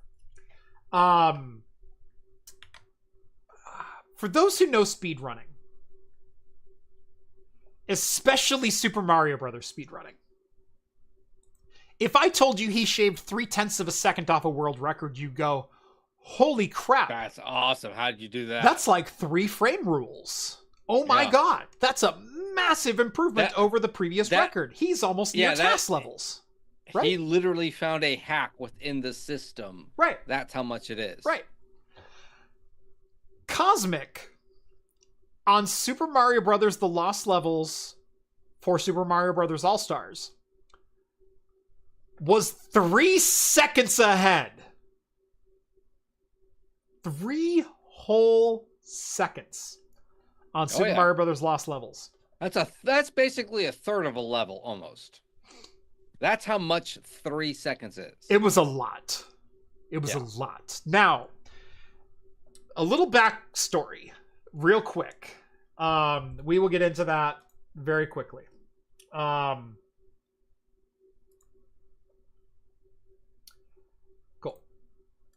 Yep. Well, that was easy. Someone wasn't paying attention earlier. They probably just joined in. Yeah. So Lost Levels has a number of different world record categories. They have individual level, they have combined levels, any percent to beat the original game, which as it goes is stages 1-1 through 8-4, including warp zones, or not including warp zones, depending on which one you're going with. However, if you beat all stages in order from 1-1 to 8-4 without using warp zones, you will be rewarded with 5 more secret levels, ranging from 9-1 through D4. So 9-1, D1, D2, D3, D4. Both of these speed runs. Sorry, did you skull? Did you see my joke? Yes. Because it makes sense of everything. Yeah. Well, they're already banned because screw them. I know, but it was Skull. Yeah. Because he missed it. Oh, you're fired. How dare my mods, who I don't pay and in fact pay me to be mods, not catch that one during a live stream 2 hours in. Because he had to go to the bathroom. How dare you? It's okay. We've got a modding union. Anyways, when it comes to any percent, no warps, there are 2 things that you can do. And that is the 1-1 through 8-4 world record. That is beating the game, defeating Bowser at the end of 8-4. However, you are also then granted access to level 9-1 if you don't skip any worlds through the use of warps. And so if you are on pace to do an 8-4 run, no warp, if you still have a good time, it's inherent that you will simply go for the 9-1 through D4 record, which is exactly what Kosmic was doing here. So he set the world record for 1-1 through 8-4 by 3 seconds and went, bring on 5 more levels, I'm going to decimate this one too. And 90 seconds in to his 9-1 through D4, he was on level D1, his cartridge froze. Oh. SNES, original hardware, original cartridge. You know why, right? He mentioned after the fact, he says he in the chat took a few moments simply saying, What? What? What? What? Go watch the video. It's great. Back and forth before he started trying to figure out what went wrong. The cartridge or console, if I definitely bump it, it will crash the game sometimes, which means his connection between all the pins on the console, they need cleaned. They need cleaned or resoldered or whatever. Yeah, exactly. They're loose. It's almost a 40-year-old console. He's on original hardware. I get it, but if he's already a record holder, he kind of should know better. And this makes me think, you know why? He didn't blow on it. Yeah. And that saliva is what keeps the pins connected. And that's his fault. And I'm sorry that you want a record holding, you got to blow. Yep. He goes, I knew if I nudged the console or definitely bump it, it would crash the game sometimes. But I didn't do anything. I don't know. I guess it's not safe to do any more runs until I give it a good clean. End quote. You know, I have to ask how much money he would make off of an OnlyFans channel of just blowing consoles. This is gonna be a world record, and then that's it. That's the video. Yeah. You know? he probably way more money on that. Playing that Nintendo harmonica. Yeah. Charles says, blowing your way to the top. I know, right? Oh, come on. The jokes just to make themselves with this one. Yeah. Really cool to see Kosmic get that 8.4 record. Devastating that hardware failure prevented his progression, because man, was that a godlike run. As a true fan of speedrunning and someone who has followed a number of speedrunners throughout the years, Kosmic deserves your views. If you enjoy watching speedrun attempts, he is worth a follow. Go give him a look. KOSMIC over on YouTube and Twitch. And hopefully he'll get back there, and hopefully with more reliable hardware. I know he'll be back there. He's no Nifsky, but Kosmic is still really good. So well, I still have an original NES and original controllers, and it's Gen 1 with the bad dye content. Yeah. Where it transforms into like a weird khaki color. Yeah. I even wanted to like go and buy some. Every now and then my wife's always like, should we throw this away? No, never throw this away. This is Gen 1. How dare you even think of it? Yeah. But it's just in the garage. Yeah. But like I would love to go get some Street Fighter, some Mega Man, Final Fantasy, original cartridges. Yep. There's something about that. It feels so great versus emulation. I don't keep very much hardware, but what I will say, I will say I don't keep hardware for as long as I probably should, but I do keep it longer than most people do. I had an opportunity in 98, 99, something like that. I found an NES in box, all original accessories, everything. The original Duck Hunt set with 2 controllers and Mario Brothers / Duck Hunt and the light gun and the NES and the coax rabbit ear adapter and everything else that went with it in a box for $20, and I bought it. That's a good deal. Sometime around 2005, 2006, I took it into a GameStop. Why? Because I'd been playing that crap on emulation for 15 years. No, but you had the nostalgia, the feel. You cannot beat that. Even stupid Tariff Chinese. John, I know that now. The feeling. No. God, oh. I don't even care if it's scratched up. I scratched up I took feeling is that. better. I've done worse sins than that. Oh my God, I took that into a GameStop. Lower, Jeff, lower. GameStop didn't want to give me any money, but the guy behind the counter gave me $250 for it. And okay, that's not bad. And as a struggling college kid, I went, $250 is pretty good. All right, deal. And I sold it for $250. I wasn't into it that much. Now today it'd probably be worth $500 or $600, pretty easy. But I'd have to store it in my garage for the next 15, 20 years to get it there. And honestly, for me, at the time, $250 was the right price, and so I sold it. No, I mean, I get that, but man, I know. Yep. I know, man. That's hard. Yep. That's hard.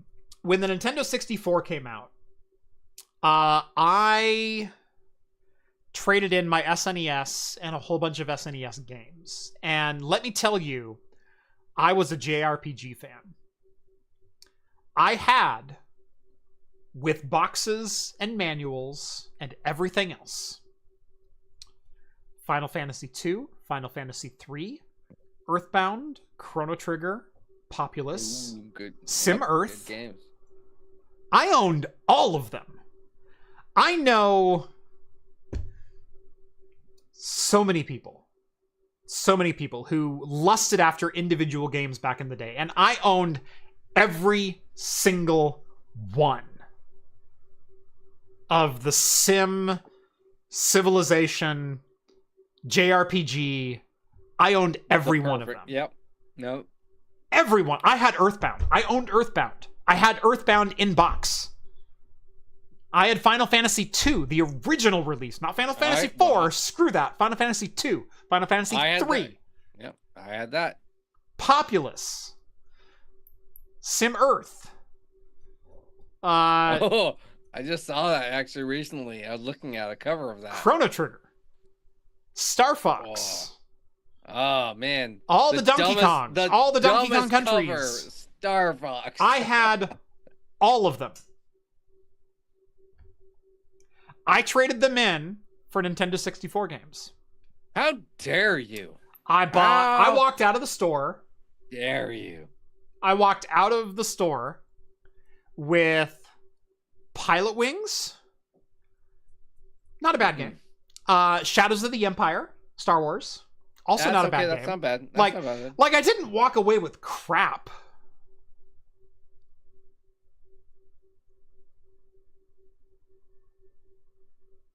But I probably walked away for sub $200. And no, man, the investment you had, right? You had an investment. You probably, honestly, as a bundle, $10K probably. Oh, 10K. Today we'd be pushing. Yeah, it. We'd be pushing it. Yeah, easily. Yeah. No, with everything OG, yeah, easy, no problem. Yeah. Even if it was scratched up and you're just like, I didn't preserve it. It's just in a box in my attic. Yeah. And it worked. But no, we kept everything in original box with manuals and everything else. Yeah. We had everything. And I traded it all in for some Nintendo 64 games because that was the newest flavor. And I'm done playing SNES. Like, I've played them to death. I've already got them all on emulator. Like... Yeah, I get that. No. I can already play these games. What do I need the original hardware for? I can already upscale them. You Super X2i Eagle upscaling was the SNES, and the games that I played didn't require frame perfect inputs. It was JRPGs. It was Final Fantasy II, Final Fantasy III, Chrono Trigger, Populous. Like, I can still play them. I'm not going to lose anything from not being able to play them on my TV. Oh, and by the way, I've got an ATI 3D Rage. It plugs into my TV. If I want to play them on TV, I can sit there with a controller and play them on my TV. Like, there is something to mods, and it's just not the same, right? Yep. But you want OG hardware, and Yep. And I don't. You know what the sad part? And I know this would even start another conversation, but I don't know what kids today will feel that, because there's nothing like what we had now. in comparison to today. There's no such thing as physical media anymore. There's not, and there is still OG hardware. Yeah, but every OG hardware has mod chips that you can simply download every game in existence and play it. Exactly. There's nothing that, like, everything Bluetooth or wireless, and so it's just like, this is nothing. To where you physically had to have this pin connector, it's different. Yeah. And cheat codes. Well, we didn't even have the internet back then, or the people that selectively did have the internet. Do you still remember your San Andreas phone numbers? Oh. There's that. But I was talking what was the Super Nintendo the book, the magazine. Superpower. Superpower, yes. We had to do that. Or Nintendo Power, excuse me. Nintendo Power, thank you. Get all the codes for when it was Street Fighter 2 Super with the new characters. Like, how do I do all of their things? I don't know. There was no internet to find me. So I had to go and buy the game, try to figure this out. Didn't know it. I'm 10 years old. And then I was like, okay, here's a magazine for $12 for a 10-year-old. That's a lot of money. Convinced my brother Steve to go and buy it for me. I bought dozens of cheat books that had nothing but printed cheat codes for Earthworm Jim and all the combos in Mortal Kombat. Yep, exactly. Yeah, well, the fatalities in Mortal Kombat, you wanted to know all of them. And then when you had a Nintendo, you're like, this isn't good enough, so I got to go buy a Sega Genesis because I want the gore. Right. Or you got to go to the arcade because there's the real gore of the bit. But yeah, none of that is no one experiences that today. And I feel saddened for the generation that comes after us, because we have the ability to remember no internet and the upcoming technology, and knowing what the upcoming technology is going to bring the future generations. And it's like, you will not experience the wonders that we got to have before. And it's just like, I think the last console that needs to be experienced on original hardware is probably the Nintendo 3DS. You really? Yep. You think so? Yep. Because it had unique hardware aspects to it, and quirks, and it ran a certain way, and you got the stereoscopic 3D imagery. You did. You did. And physical media. There was the pen. You had to touch it on the bottom screen. Well, yes. Yeah, you had a touch screen on one input, and you had a 3D screen on your other display, and you had physical cartridges that you would add to the system. Now, there were digital buys at that point as well, but I guess my problem with that is those games, majority of them were not groundbreaking. In comparison, but there's no recreating that in emulation either. No. Okay, versus if you look at everything that's come since, every game console, every major manufacturer of anything, it's the Wii, the Wii U, the Nintendo Switch, the Switch 2. I think I understand what you're going with. Yeah, and I can get behind. There's no all of that can be emulated. That is the last. Yep. Okay. The 3DS is the last physical console that really needs to be experienced on the physical console. I get that. Yep. I can understand that aspect. Yeah. So totally. Death of a generation right there. But yeah, exactly. But still, that is, I guess, what your brother's age, 99, early 2000s age. I don't. Yeah. What age would that have been? But and that's barely, because by that time the PSP was out. Everyone was still grabbing toward PlayStations, and Xbox were already out. Yeah. And so it wasn't that the Nintendo 3DS was the major console to go and grab, to where when we were kids, it was SNES. This is it. And then 2 years later, PlayStation came out. When I was a kid, I remember watching my grandpa play the Atari 2600. And later he got later he got an NES, and we would always watch him play Super Mario Brothers 2. And my family, as well as my aunt and her 3 kids, my 3 cousins, we also had NESs at home. And we would try to do all of the things that Grandpa did on the NES. Super Mario Brothers 2, Super Mario Brothers 3. We try to find all the secrets and everything else. So that's what I grew up with, is the NES early on, as kind of like the newest generation of console, newest generation of home entertainment. Got a Game Boy. Yep. I remember the day our SNES came home. I don't remember the NES coming home, but I do remember the very first day our SNES came home. And I remember the day our Sega Genesis came home. And I remember the day we got a Game Gear. I had all the classics. It was great. Yeah, I don't remember my Atari. I don't remember the NES, but all the other ones after that. Yeah. I remember my brothers won a radio contest for the SNES. Yep. Actually, I tricked my neighbor into selling me his Sega Genesis. So it was everything past NES, but I remember being born into Atari 6400 and NES, but just having it. Yeah. And I just had it. Yeah. And so. But to put it into the perspective of my siblings, who are significantly younger than I am, they grew up watching me play GameCube. Yeah, that's different. Yeah. That's their first console. Yeah. I don't know, but they are very much younger than me.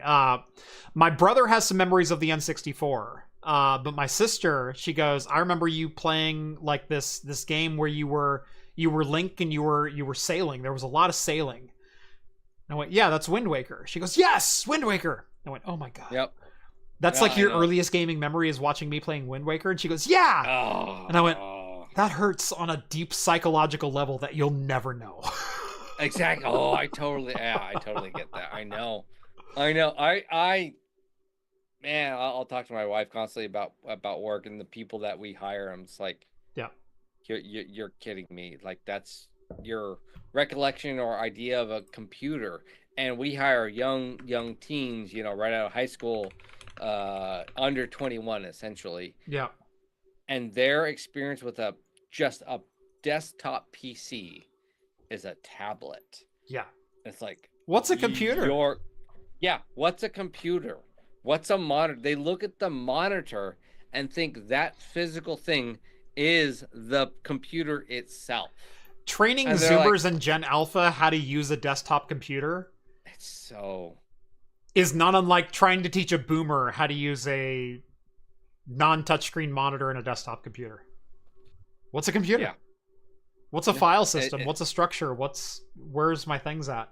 It didn't automatically download where I wanted it. I just I needed to attach a photo, but I hit attach and it didn't bring up my photos. Where's my photos? Oh, yeah, no. What's the internet? I get a lot of this. What's the internet? Where's the internet? Yeah, well, no, it's the internet's not working. Well, are you able to? What did you search? Well, I Googled this and it popped up, but the internet's not working. Wait, what? Yeah. You Googled something.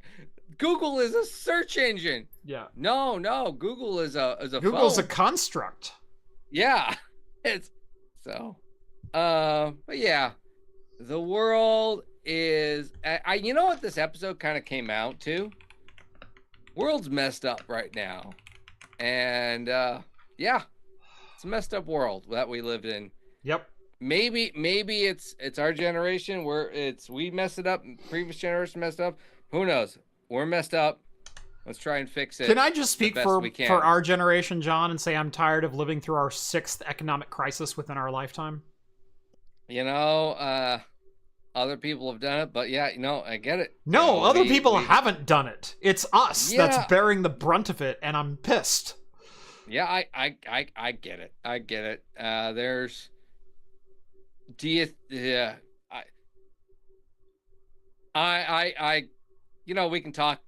You and I can talk. We can go the forever gas about crisis this. of '78. We can go Black Monday of 1987.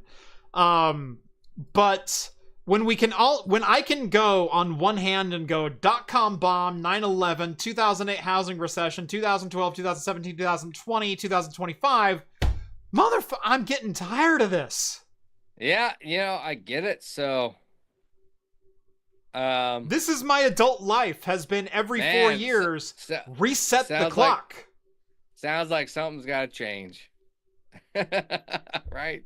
Veronica says, I can't wait for those normal times I've heard about. Yeah, may I live in uneventful times. Where's that on a fortune cookie? I would love an uneventful time. I would love. I just want 4 years of just living. I would love 4 years of just living too. I totally agree. I would love that to where I'm like, you know what? These 4 years, I want to build my portfolio so I can retire and take care of the loved ones around me. And that's all I'm striving to do the best I can. Yeah. And I want to take care of myself and the people that I love, which are the people on around here. And you know what? If you love people, you got to join the Discord. There are some fantastic people on there. We love all of them, of all different creeds, colors, whatever. Who cares? Whatever it is. But everyone on the Discord actually is a very cool, a person? Active. Even if you're not, you're welcome on the Discord. Who cares? But you know what? The Discord's awesome. It's one of the most fun, fantastic Discords I've ever been a part of. I'm part of a lot of different Discords, and it is one of the most fun Discords I've been a part of. And you know what the best part is? It's only $1. That's right. $1. It's one of the cheapest Discords. It is not tariff infused Discords. That's the best part. That's the best part. It's not being hurt by that. So if you want a bang for your buck, join the Craft Computing Discord. We have memes. We have talking points. We have a special channel just for this show right here. We have areas for other content creators. If you enjoy stuff like that, you can post that in your area. Buy and sell. Who knows? You're looking for something cheap? We got that for you. The only caveat, you might need to know a little bit of TNG Star Trek. Just a hair. But it's okay. We explained it at the door. All of our rooms are Star Trek themed. It's caveat. It's a caveat. Yeah. So, but on a good day, you might hear Jeff and I go off on TNG, and you will know why. Yep. Or some other Star Trek thing. It's why we have the decor around here. Exactly. And it's fine if it changes. I will be slightly disappointed, slightly crushed, and I might kill myself or whatever. Oh, crap. I can't say that. You're going to get demonetized now. Anyways, great Discord. Normally I give an over-under for F-bombs at 0.5. I think I was at 1.5 in this one, so. Yeah. But anyways, check out the link for that. It's in the description below. It's been posted on the chat multiple times because a lot of people have been talking about it. That's how cool it is. Trust me, it's a fun, awesome community. If you don't like it, it only costs you $1 for the month. That's right. Trust me. That is cheaper than any streaming service ever. Right. And you're going to get way more entertainment.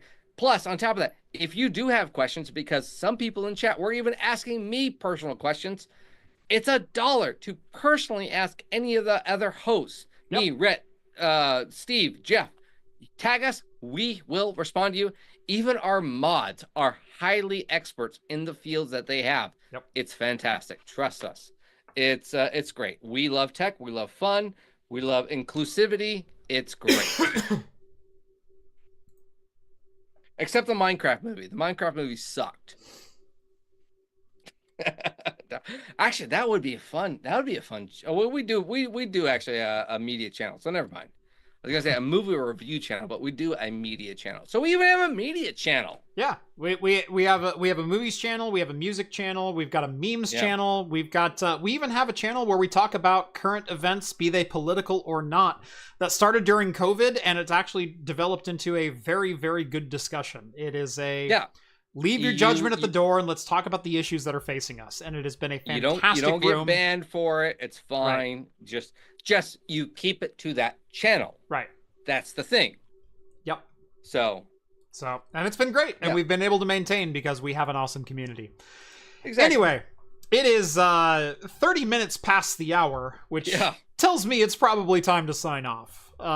So thank you all so much for watching. Again, that's patreon.com/craftcomputing. Join the exclusive Discord server. Get access to it. It's only $1 a month. Help keep the lights on around here. And you can talk to us and all the other awesome community that hangs out over in the Discord.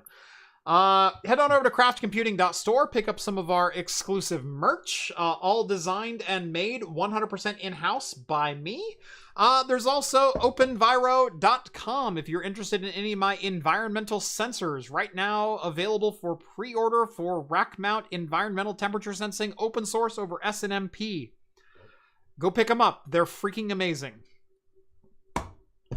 And that's going to do it for this week of Talking Heads. Join us every Wednesday night at 6 p.m. Pacific time for the latest in beer and tech news right here on YouTube. If you like the beer content on this channel, check out Hops and Brews, craftcomputing.com, youtube.com/Hops and Brews. And John's over there posting videos every week, plus the occasional guest star. So yeah, we got him for. I still got to get you for that Pappy one. I still need it over for that. I still have it saved for you. Yep. I've still got the Fort George lemon drop, so yeah. You still have my old fashioned. Oh, I have a great video idea, and I know I'm going into our cut down, but I have an old fashioned flavored seltzer, and that would be a fun one to review too. Oh. But it's a bourbon barrel aged cherry bitters seltzer. I like that in concept, right? And it's at like 10%, so it's still boozy. Yeah. So I was like, this is something I need to have Jeff with. So yeah, we gotta have you over for 2 reviews, because both of them we're gonna get smashed. Yeah. Well, I got to get you over so we can finally build your new workstation. So. Oh, there's that. We'll do it over there. We'll have to figure that out. Better camera. Yep. You got this extra slow-mo 4K camera. That's right. Anyway, thank you all so much for watching. As always, we will see you next week. See you guys. Cheers.